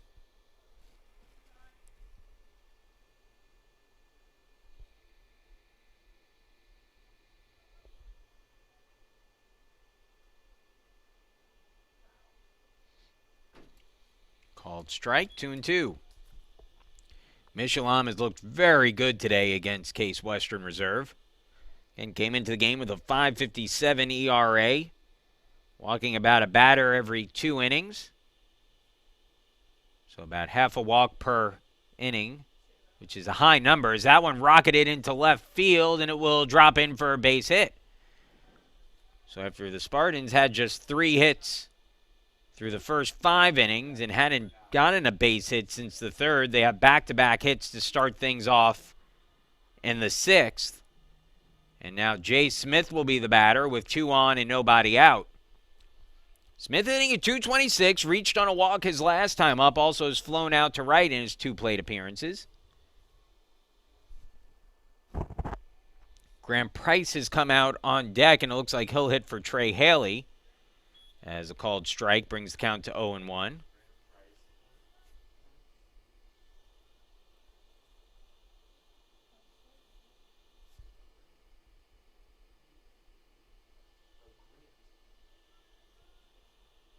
Now the 0-1 pitch.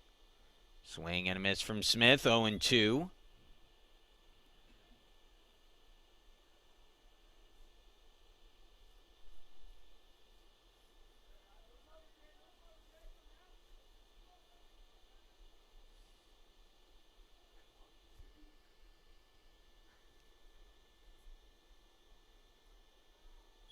Outside there, good fastball by Michelin, but Smith not chasing, and it's a 1-2 count. Harris the runner at second, Tallarico at first, nobody out. Spartans trail by 8, trying to get back into this one. They need a big inning to do so. Smith dribbles that one foul. It's 1-2 still.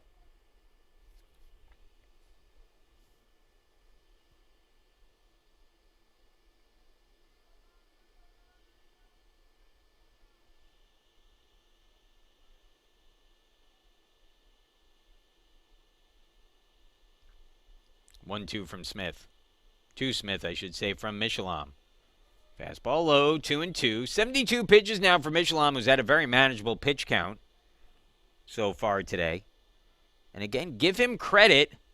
He was sitting on an airplane less than 12 hours ago. This was an Emory team that had to get up early to come here, get on the plane, got the game in today, and they've looked sharp. Swing and a miss by Smith. And that's strike 3. Now batting, number 34. So that's the first out of the inning. Runners stay at first and second, and now we'll get a pinch hitter as Graham Price will step up to bat. Second pinch hitter of the inning. Price pinch hitting here for Trey Haley. And I have to imagine this is somewhat linked to the misplays in the field by Haley in the top of the inning. Price looking for his first hit of the season. Joined the team this year as a transfer. Takes a called strike, and it's 0-1.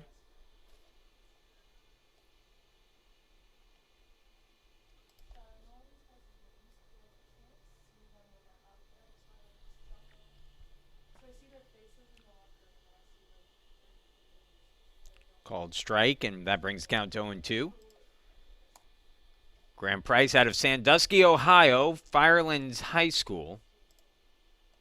Played 2 seasons at Clarkson, appeared in 7 games over his career and hit .333. Trying to get the Spartans on the board here, but behind in the count 0-2, and he swings and misses, strike 3. So back-to-back strikeouts by Michelin. And all of a sudden now some light at the end of the tunnel for this inning. That's 7 strikeouts on the day, just 1 walk issued by Michelin. Again, he's pitching at his best right now. And we'll face R.J. Christie with 2 outs and 2 on still. Christie 0 for 2 in the game with a pair of ground outs.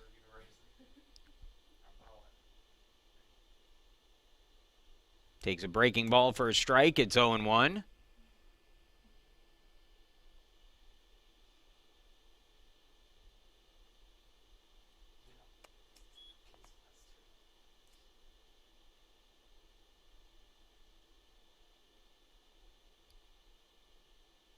Another breaking ball, 0-2. Caught the outside corner with that one.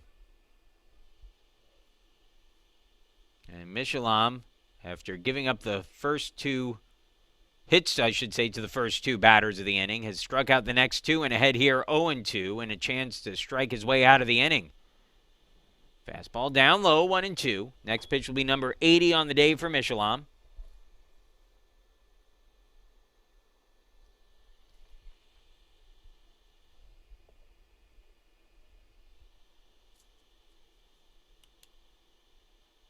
Here's the 1-2 offering. Runner goes, and the pitch is in the dirt anyway. Harris moves up to third. As the count goes to 2-2, Tallarico advances.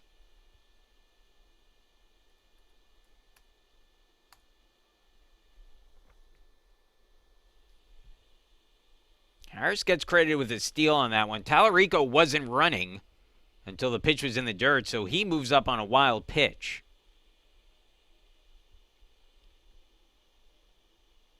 Meanwhile, the count 2-2 with Christie at the plate. A base hit here can get the Spartans on the board, maybe score 2. 2-2 on the way to RJ. Breaking ball swung on and missed at strike 3, and that ends the inning. So after allowing the first 2 runners to reach on hits, 3 straight strikeouts, ends the threat for the Spartans in the 6th, and then we'll move to the 7th. It is 8-0, Emory with the lead when we come back.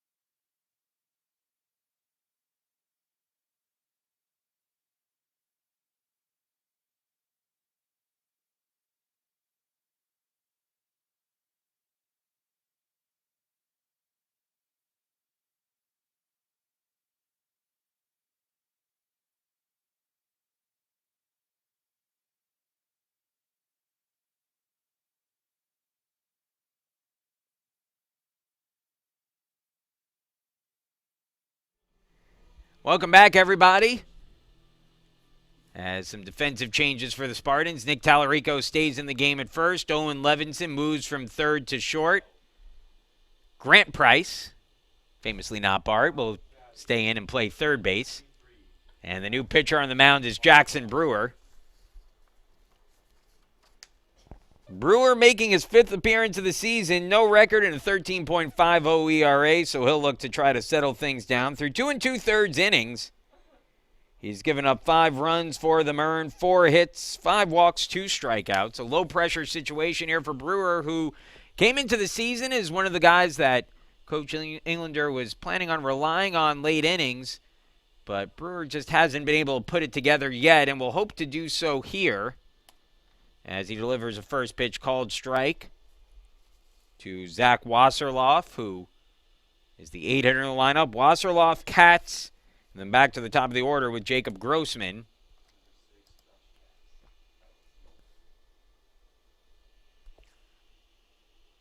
Fastball hit hard through the infield, base hit. So Wasserloff on again. That's his second hit of the game.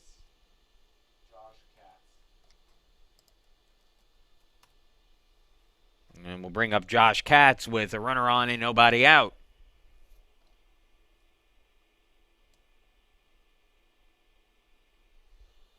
Katz 1 for 3 in the game. Takes the fastball inside, 1-0.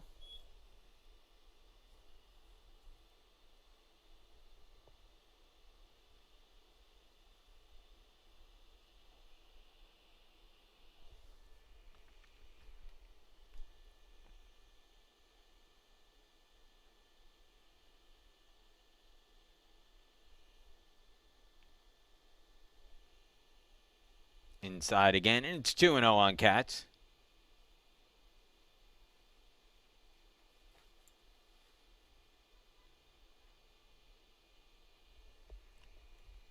Throw down to first, not in time.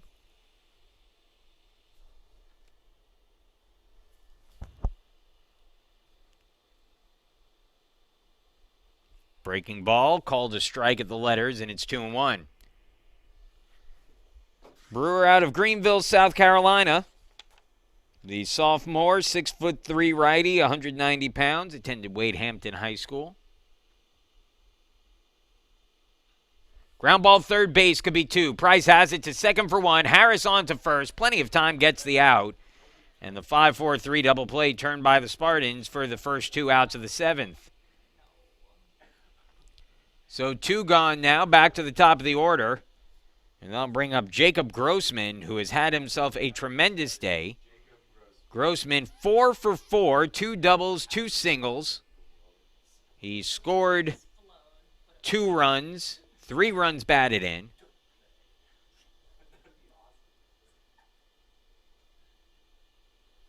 Takes that down low for a ball. We'll see if Brewer can figure him out.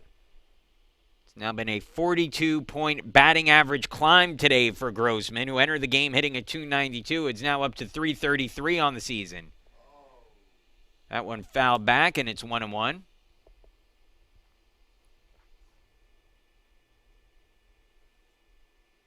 And that's hard to do, especially, where are they now? 21 games into the season, 23 games in the season, whatever it is, to see a person's batting average jump like that. Grossman fouls another one off out of play, and he's behind in the count 1-2.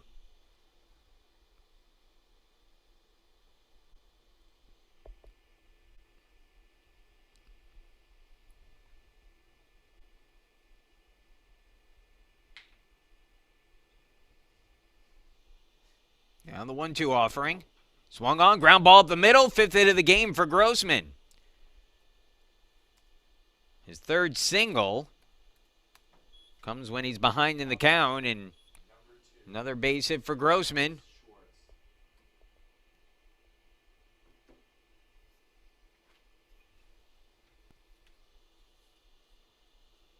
Comes with 2 outs in the inning. Second hit allowed this inning by Brewer. Runner on at first with 2 away for Ellis Schwartz, who's hitting at .378 now in the year with 3 home runs and 27 runs batted in.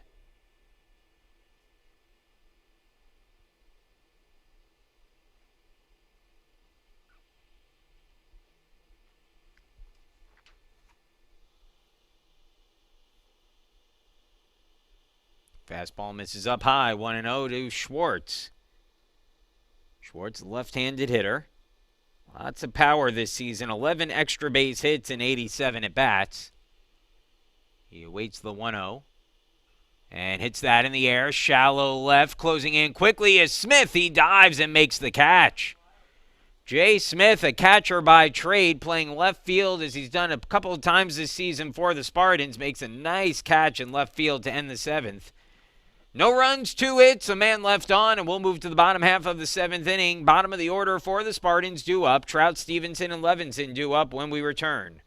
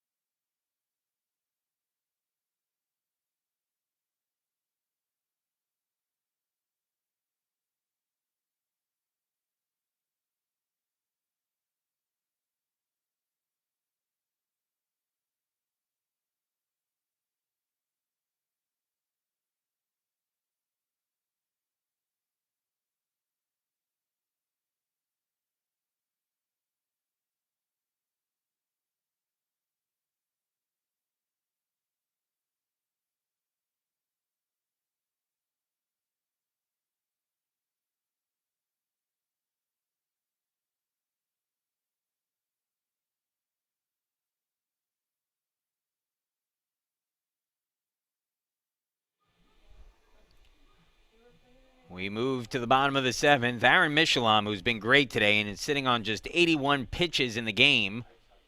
He's thrown 6 shutout innings, begins the 7th with an 8-0 lead. Bottom of the Spartans order, it'll be Trout, Stevenson, and Levinson due up. And a lot of work for the Spartans bats to do, trailing by 8 in the last third of the game.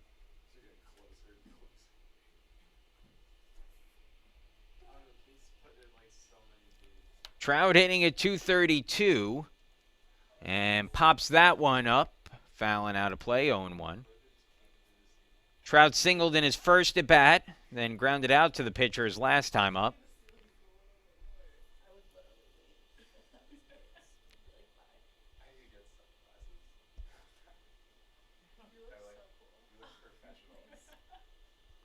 Now the 0-1. Michelom settles back in on the hill to face Trout. Trout has seen his way up and down the order this year. He's making his 14th start of the season, appearing his 19th game overall. 12 hits and 54 at bats coming into play today. Has a double, 2 triples. Really athletic player, and he's built like a baseball player. He has that tall, lanky hitter's build. Between Trout and Harms, the two of them that just kind of look like baseball players when they step up to the plate. Trout 6'3", 195.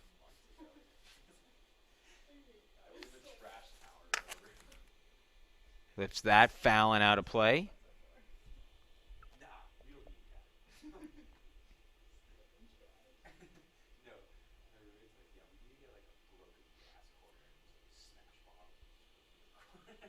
Now the 1-2 from Michelom, who's up to 85 pitches in the game. That one lifted in the air deep towards center, but going back is Schwartz. He'll line it up and in front of the 400-foot sign make the catch for the out. And there's one gone here in the 7th. We'll bring Connor Stevenson to the plate with the bases empty and 1 away. Stevenson batting at .400 on the year. 0 for 1 in today's game with a hit by pitch and a ground out to short.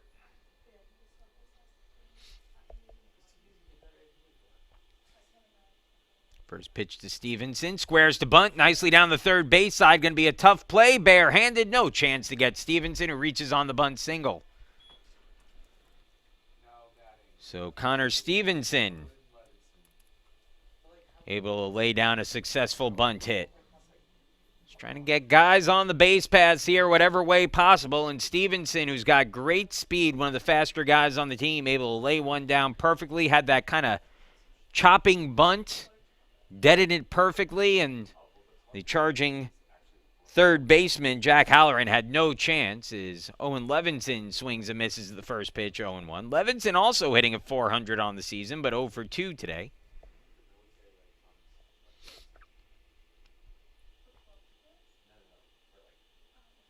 Behind the count, 0-1 against Michelom. And can hold up as the count goes to 0-2. Stevenson typically a stolen base threat, but I don't know how much he'll be running here with the Spartans down 8. Might not be worth the risk to try to send a base runner. He is running. So much for that theory as the throw goes down to second, and he is in safe. Stolen base, it's a ball at the plate. And the count goes to 1-2. For Stevenson, his third stolen base on as many tries this year.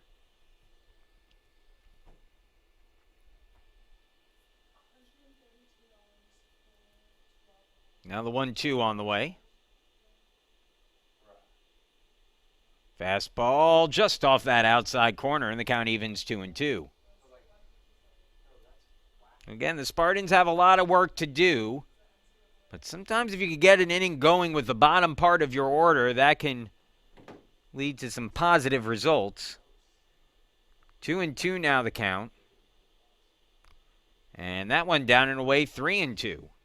First base open, but if you're Michelin here, who's now over 90 pitches in the game, the last thing you want to do is put any extra base runners on ahead of Jack Anderson, especially with a big lead. All you're doing is giving a glimmer of hope to a team that has looked a little listless all day.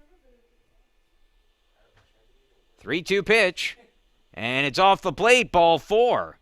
And so Levinson draws the walk.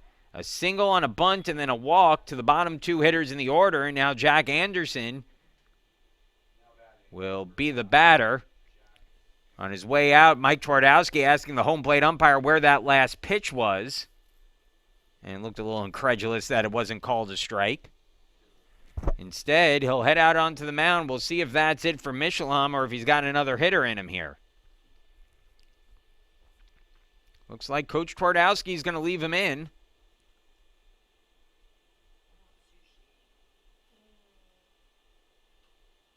Twardowski, the longtime Emory coach.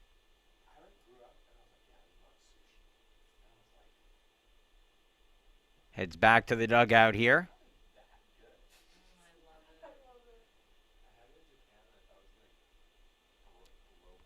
And now Jack Anderson will be the batter.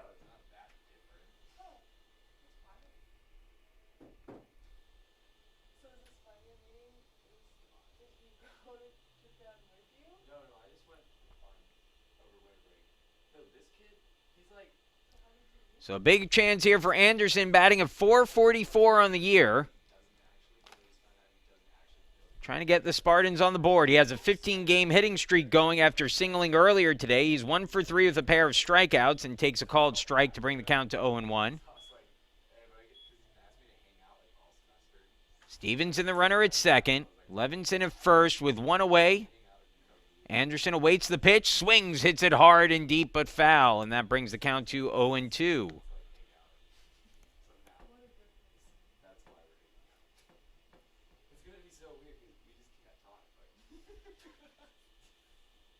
Now the 0-2.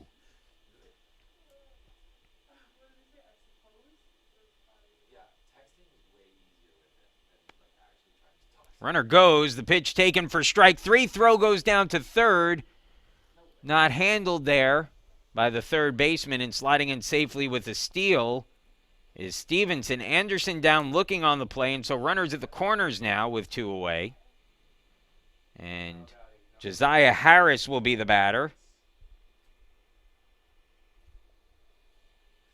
Harris singled in his last at bat. He's 1 for 3 in the game.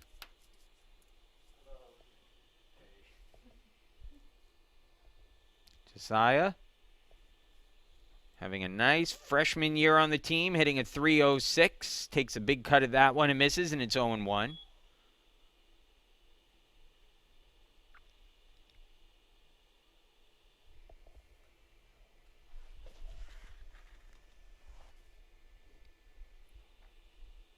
Now the 0-1, runner goes, throw down to second, and the tag is applied for the out. 2-6 on the caught stealing. Levinson retired, and that ends the 7th. No runs on a hit, a runner left on. The 8th inning coming up, 3, 4, and 5, heart of the order for Emory. Sokoli, followed by McLaughlin and Polinsky. 8-0, Eagles leading when we come back.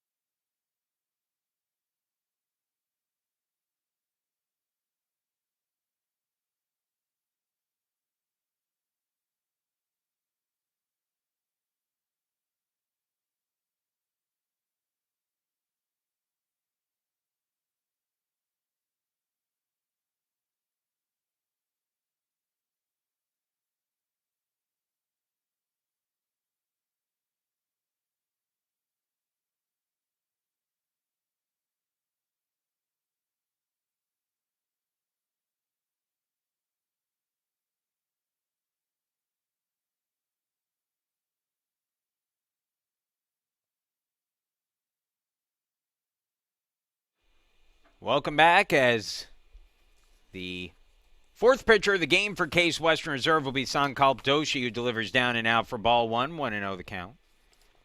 Doshi, the senior out of Charlotte, North Carolina.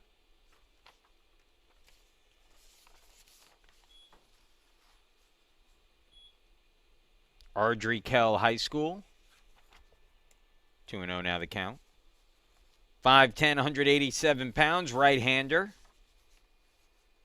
Doshi on the year, 0-1 through 4 appearances, including a pair of starts.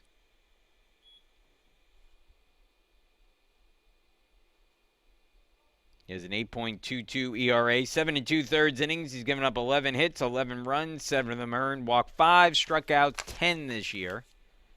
Behind the count here to Sicoli, 3-0, and delivers a fastball down Main Street. Sicoli taking all the way, and that brings the count to 3-1. Chopper, short, through for a base hit. And Sicoli singles, 13th hit of the game for Emory. Now batting, number 31, Tyler McLaughlin.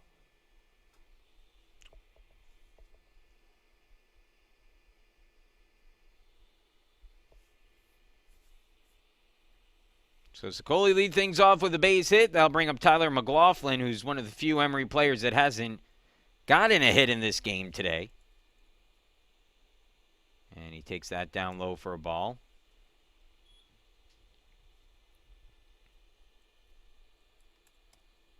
1-0 the count.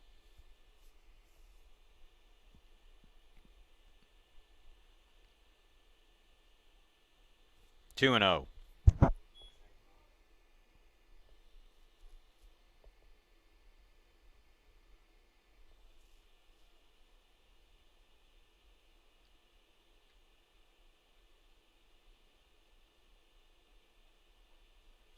Three and 0. Second straight batter that Doshi has started off with 3 straight balls.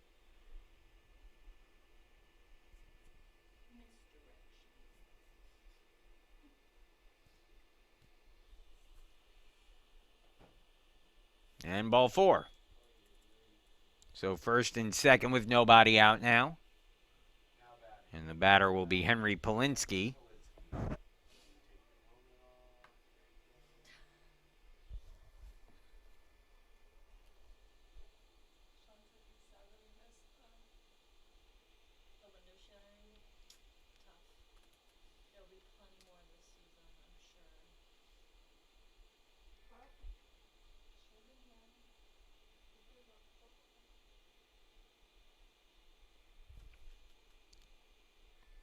Polinsky 2 for 4 in the day and takes a first pitch strike.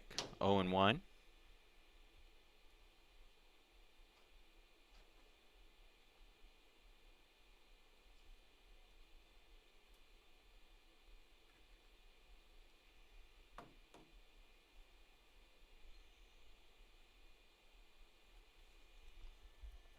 Down and away, and it's 1-1.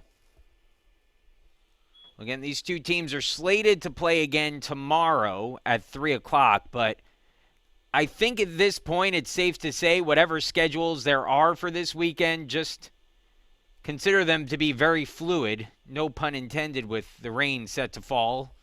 Ground ball to third. Price smothers it to second for 1. No chance at first. But a good job to get 1 and a nice play by Price. Fielder's choice hit into by Polinsky for the first out. 5-4. McLaughlin retired at second, and Sicoli moves up to third with 1 out. Runners on the corners, and Jack Halloran will be the batter.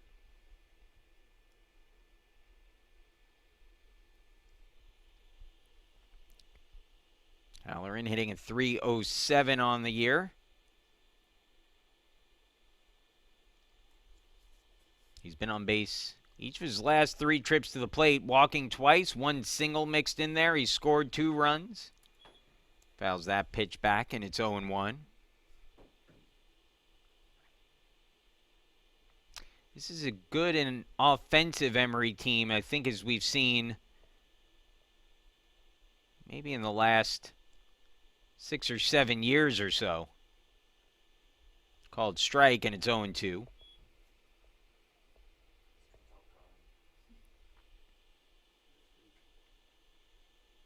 Eagles have relied very much on their pitching, even towards the later stretch of that run of NCAA appearances that they had. Fouled off there, and it stays at 0-2.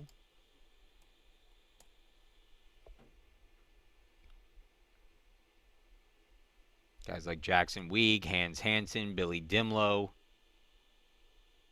Really big arms that this Emory team had, but you could see this is more of a team that I think is built on their offense than their pitching. Ground ball, third base, backhanded by Price to second. And getting the out there is Harris. No play again at first. So another fielder's choice. Price, another good job down there at third. Sicoli does score, and it makes it a 9-0 Emory lead. Runner at first now with 2 away, and we'll get a pinch hitter. So this will be Walker Wolf who will be the batter, who will hint here for Stephen Hunt.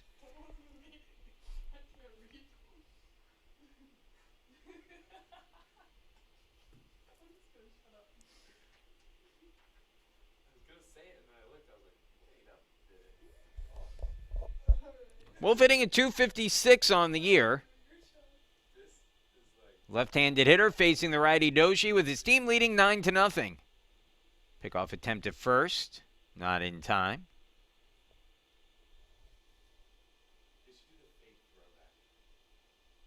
I believe Jonathan Simon has gotten up in the Spartan bullpen and is throwing.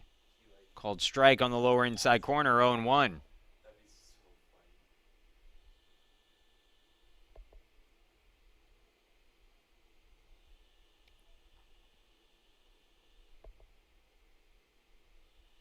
Here's the 0-1 offering. The weather forecast for tomorrow not looking great right now. Rain expected early in the day and late in the day too. I think fair to say rain expected tomorrow throughout. There is maybe a little bit of a window, at least it looks like there might be now, between maybe about 3 o'clock till darkness. But even that might be a stretch, and if there's enough rain earlier in the day, it might be tough to turn the field in time. That misses outside for a ball, 2-1. Granted, this is certainly an infield that is easy to turn with the turf, and they can tarp the pitcher's mound. But that outfield will be soggy at the very least. Swing and a miss, 2-2. The forecast looking a little bit more promising for Saturday, especially early in the day. Possibly some rain, at least right now, in the early afternoon, and that's going to have to be something to keep an eye on. Pickoff attempt at first. It's there in time to get the out. 1-3 on the pickoff. Halloran picked off for the final out of the 8th. A run on a hit for Emory. They lead 9-0. 2, 3, and 4 for the Spartans due up. That'll be Harris, Tallarico, and McKenzie when we come back.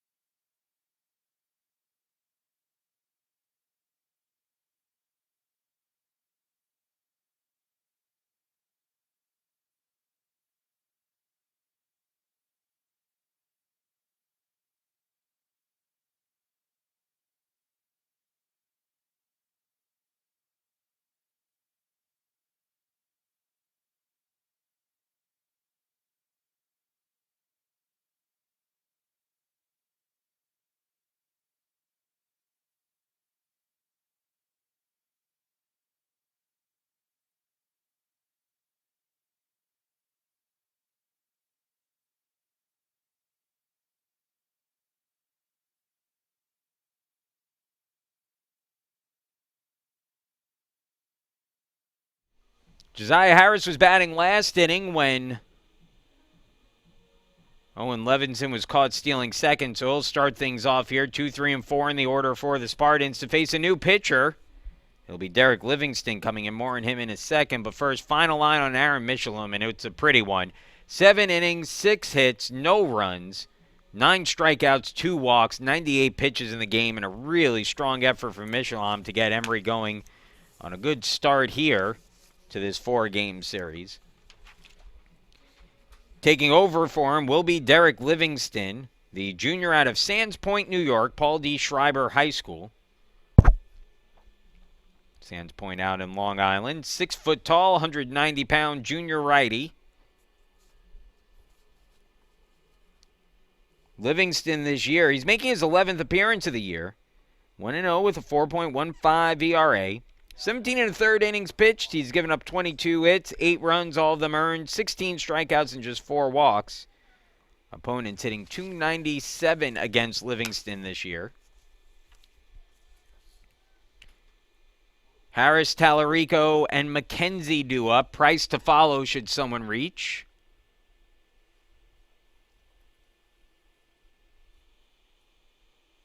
First pitch, Harris takes it on the outside half of the plate for a strike, 0-1. Josiah hitting at .306 on the year, 1 for 3 in the game today. Has a stolen base as well. Called strike, makes it an 0-2 count.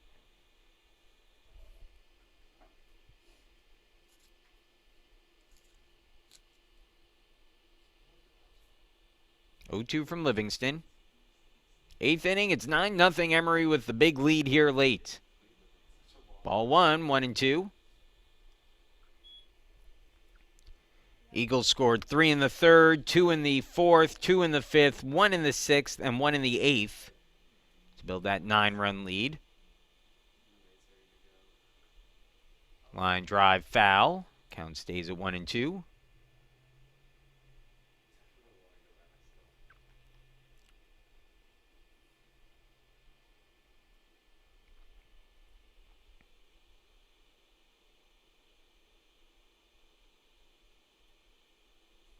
Here's the 1-2 pitch.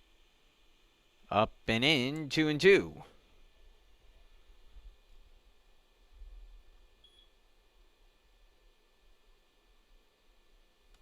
talking a little bit about the weather earlier. The good news is Sunday looking to be sunny, albeit cold. As that one lines softly to short.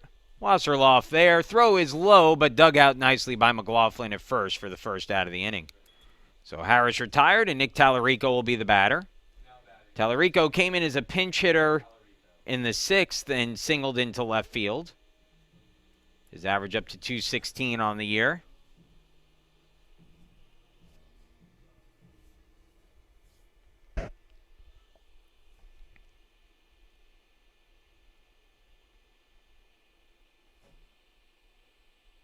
Swing and a miss by Tallarico, 0-1.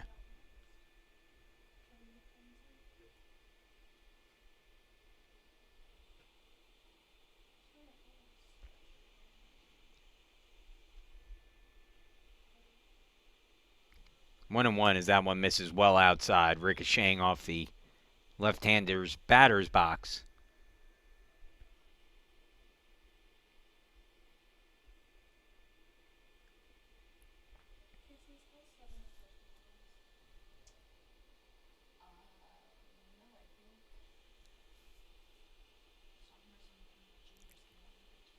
Now the 1-1.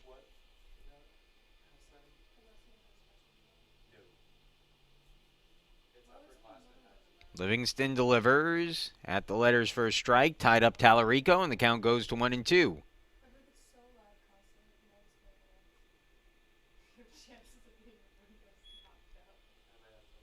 Here's the 1-2 offering.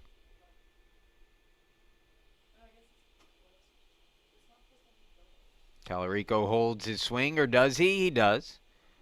They check with the umpire out in the field, but the count goes to 2-2.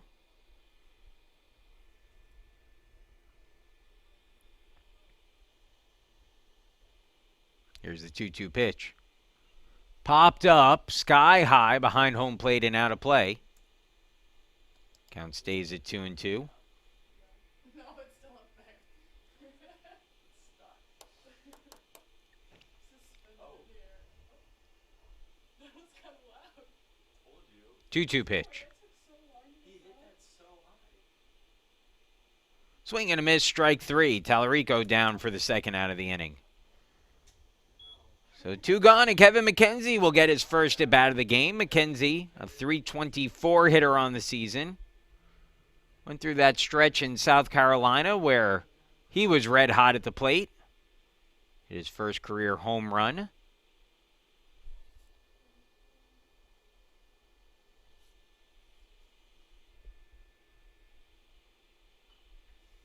That one fouled off and off the side of the bus.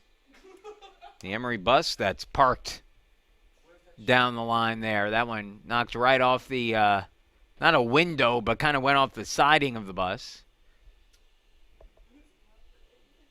So the count now at 0-1. Fastball for a strike, 0-2 on McKenzie.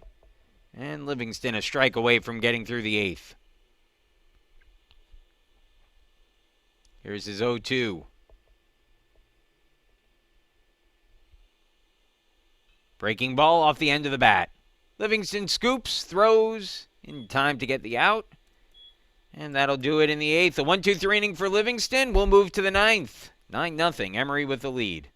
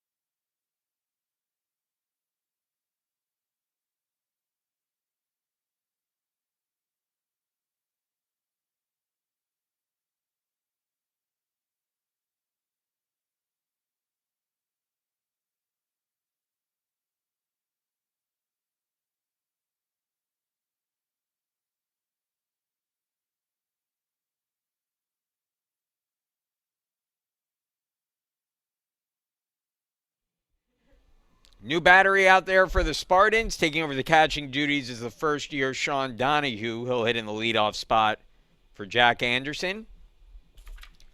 And taking over on the mound will be Austin McGowan, the first year. McGowan out of Bellefontaine, Ohio. Benjamin Logan High School, 6'1", 200-pound righty. McGowan making his 6th appearance overall, 4th out of the bullpen this year. No record and a 4.76 ERA. Through 17 innings, he's given up 18 hits, a .269 opponent's average, 11 runs allowed, just 9 of them earned. He has struck out 13 and walked 7 this year.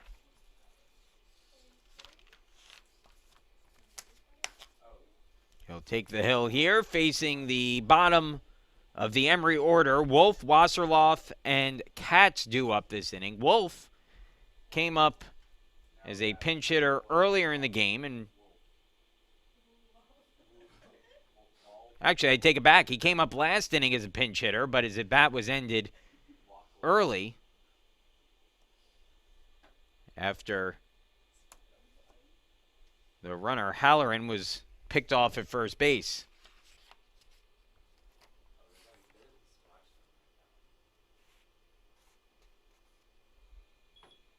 Called strike. And the count's 1-1. And it's inside. Did that miss him? Not sure how that missed him. Might have hit the ground before it got to Wolf and then bounced away from him somehow. So it's a 2-1 count. Fouled off again, 2-2.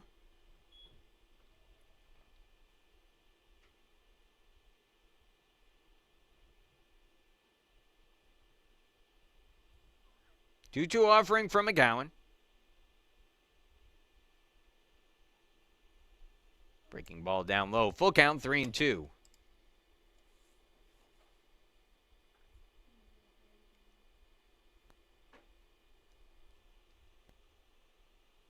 Swing and a miss, strike 3. So McGowan gets the strikeout to start the 9th. Wolf retired, and there's one gone.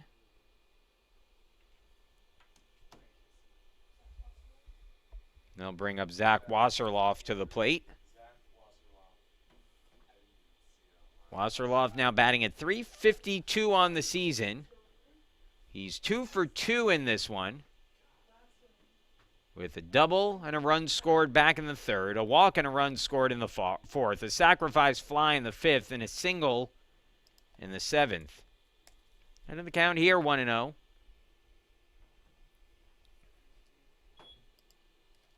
Called strike, and it's 1-1.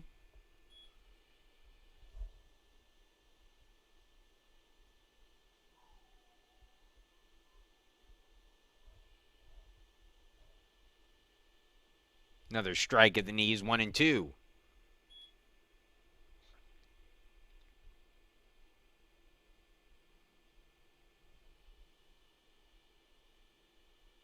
There's the 1-2 from McGowan. And just off the outer corner, 2-2.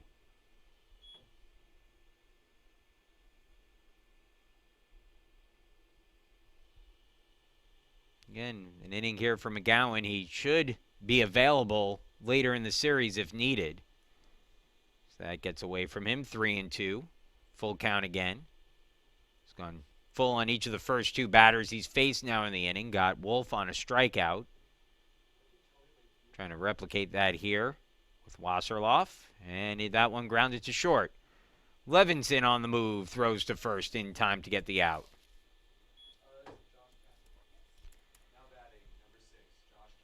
So 2 gone, and Josh Katz will be the batter.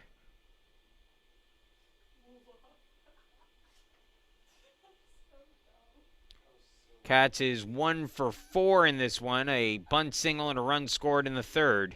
Grounded into double play his last time up. Fastball misses outside, 1-0.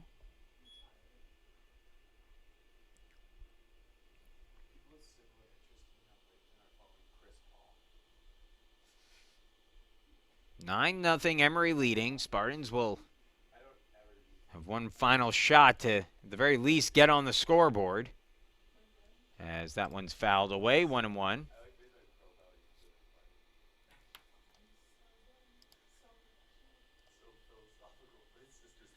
It will be Price, Christie, and Trout. That's 5, 6, and 7 in the order. Due up next inning for the Spartans. On the outside corner, 1-2.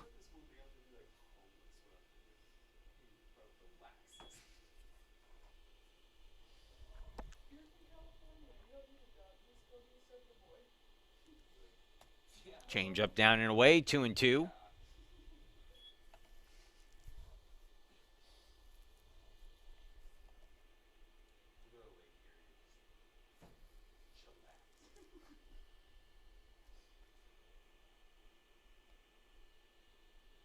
And tying him up, did he go around? No, says the umpire in the field. And another 3-2 count. So McGowan has worked 3-2 counts against each of the first 3 hitters in the inning here. He got Wolf to strike out. He got Wasserloff to ground out. Here's a 3-2 offering, and it swung on, and another ground ball to short. Charging is Levinson. Another throw on the run in time to get Katz for the final out of the inning. And that'll send us to the bottom of the 9th. Last chance for the Spartans. It'll be Price, Christie, and Trout due up. Case Western Reserve trailing by 9 when we come back.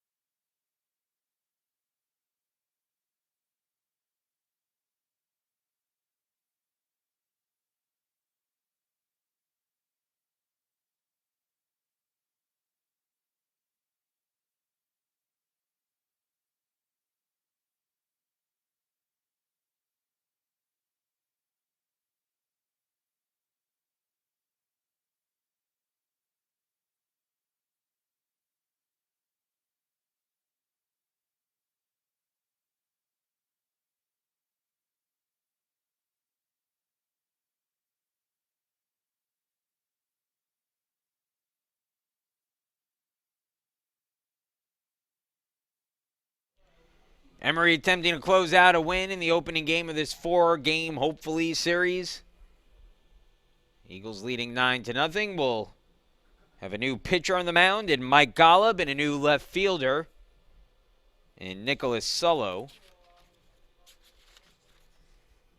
Golub 1-0 on the year through 9 appearances out of the bullpen. He's got a 3.38 ERA, 16 innings of work. He's given up 14 hits for a 2.30 opponent's average.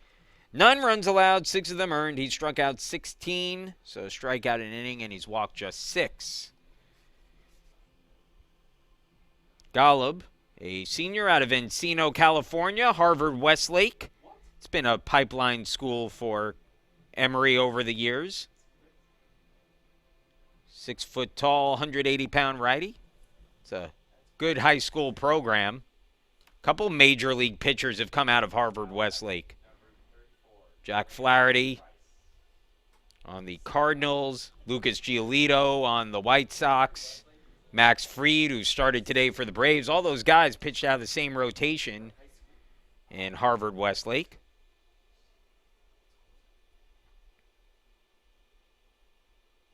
Grant Price set to lead things off, and that pitch misses down and in for a ball, 1-0.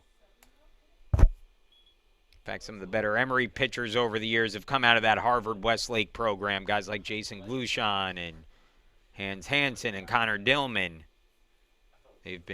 Emory's been really successful getting guys from that program who have turned into pretty good players for them. Another one in the dirt, 2-0 on Price, who's 0 for 1 on the day with a strikeout, still looking for his first hit of the season.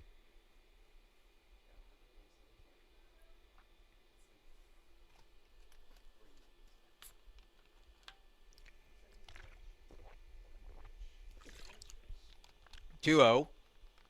At the knees for a strike, 2-1.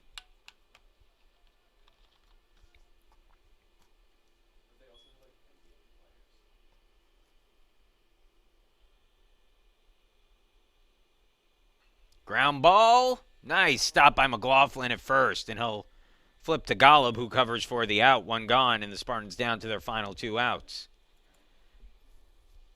Now batting, number 7, Logan Andreyko. So get a pinch hitter here as Logan Andreyko will come up to bat in place of R.J. Christie. Andreyko hitting a 250 on the year, left-handed bat to face Golub.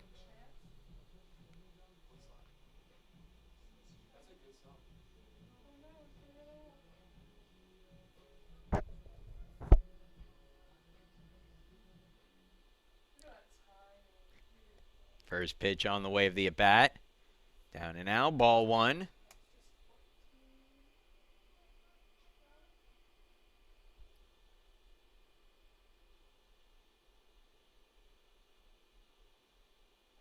Up and in, 2-0.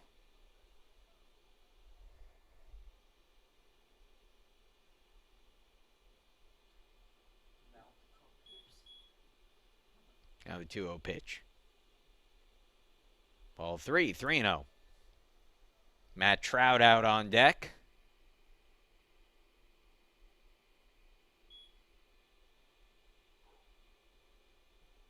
.30 pitch from Golub. Draco taking all the way, and it becomes a 3-1 count as he takes the strike at the knees. So 3-1 with 1 away. 3-2 as that one's fouled off. That sounded bad. That was obvious.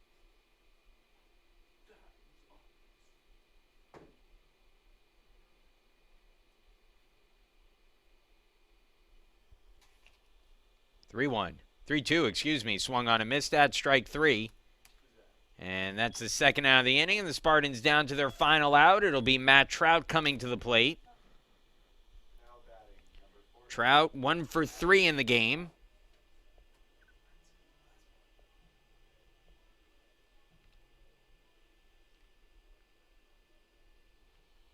So Trout trying to keep the game going.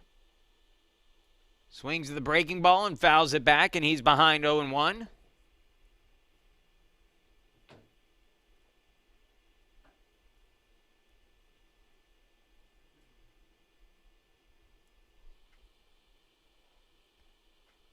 Now the 0-1 pitch.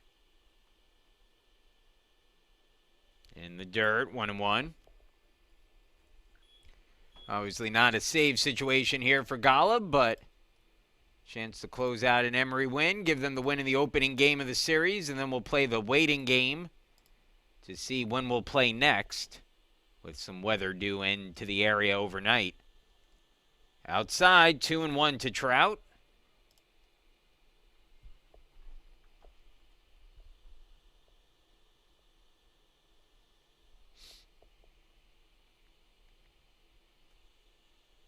Another ball down low, 3-1.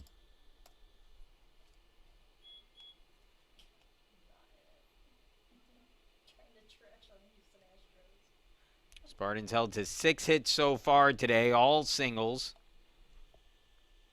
Swing and a miss, strike 2, and now the Spartans down to their final strike. 3-2, 2 away, bases empty, 9-0 the score. Emory trying to close out the win. Here's the 3-2 pitch. Just low, ball 4. And Trout will draw the walk, and Connor Stevenson to the plate trying to extend the game further. Now batting, number 6, Connor Stevenson. Stevenson hitting at .455 on the year, a bunt single in his last at bat, and now at third base, Halloran will take a couple of extra steps in to guard against that. They won't hold Trout at first, as that pitch misses up high to Stevenson, 1-0.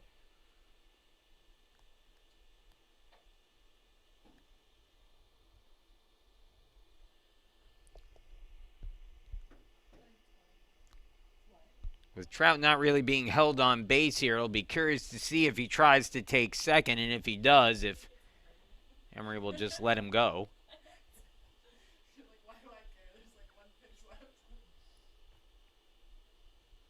It's a 1-0 count on Stevenson. Trout taking the lead from first. Not running, and it's chopped, third base side foul. 1-1.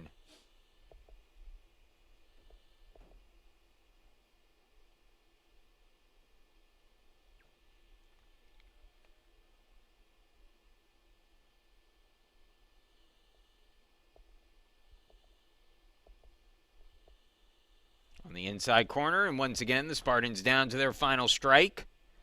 1-2 the count.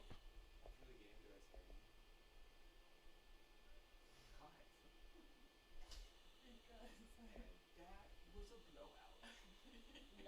blowout. 2-2 the count.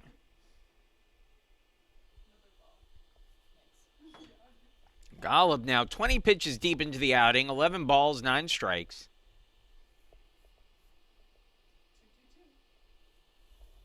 2-2 pitch on the way. Off the plate, full count, 3-2. So Trout will get the early start from first with a full count and 2 away.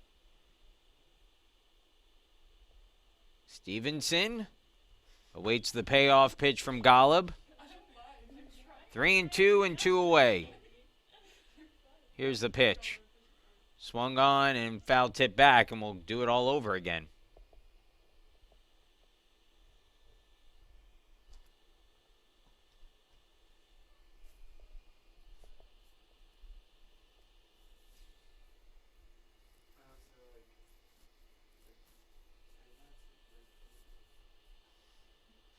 Runner goes. The pitch swung on and missed at strike 3, and that'll end the game.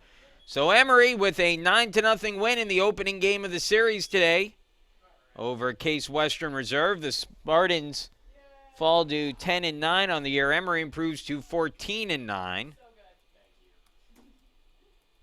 Emory now 3-1 in the conference. The Spartans drop to 2-3. Winning pitcher is Aaron Michelom. He improves to 5-2 on the season. No save.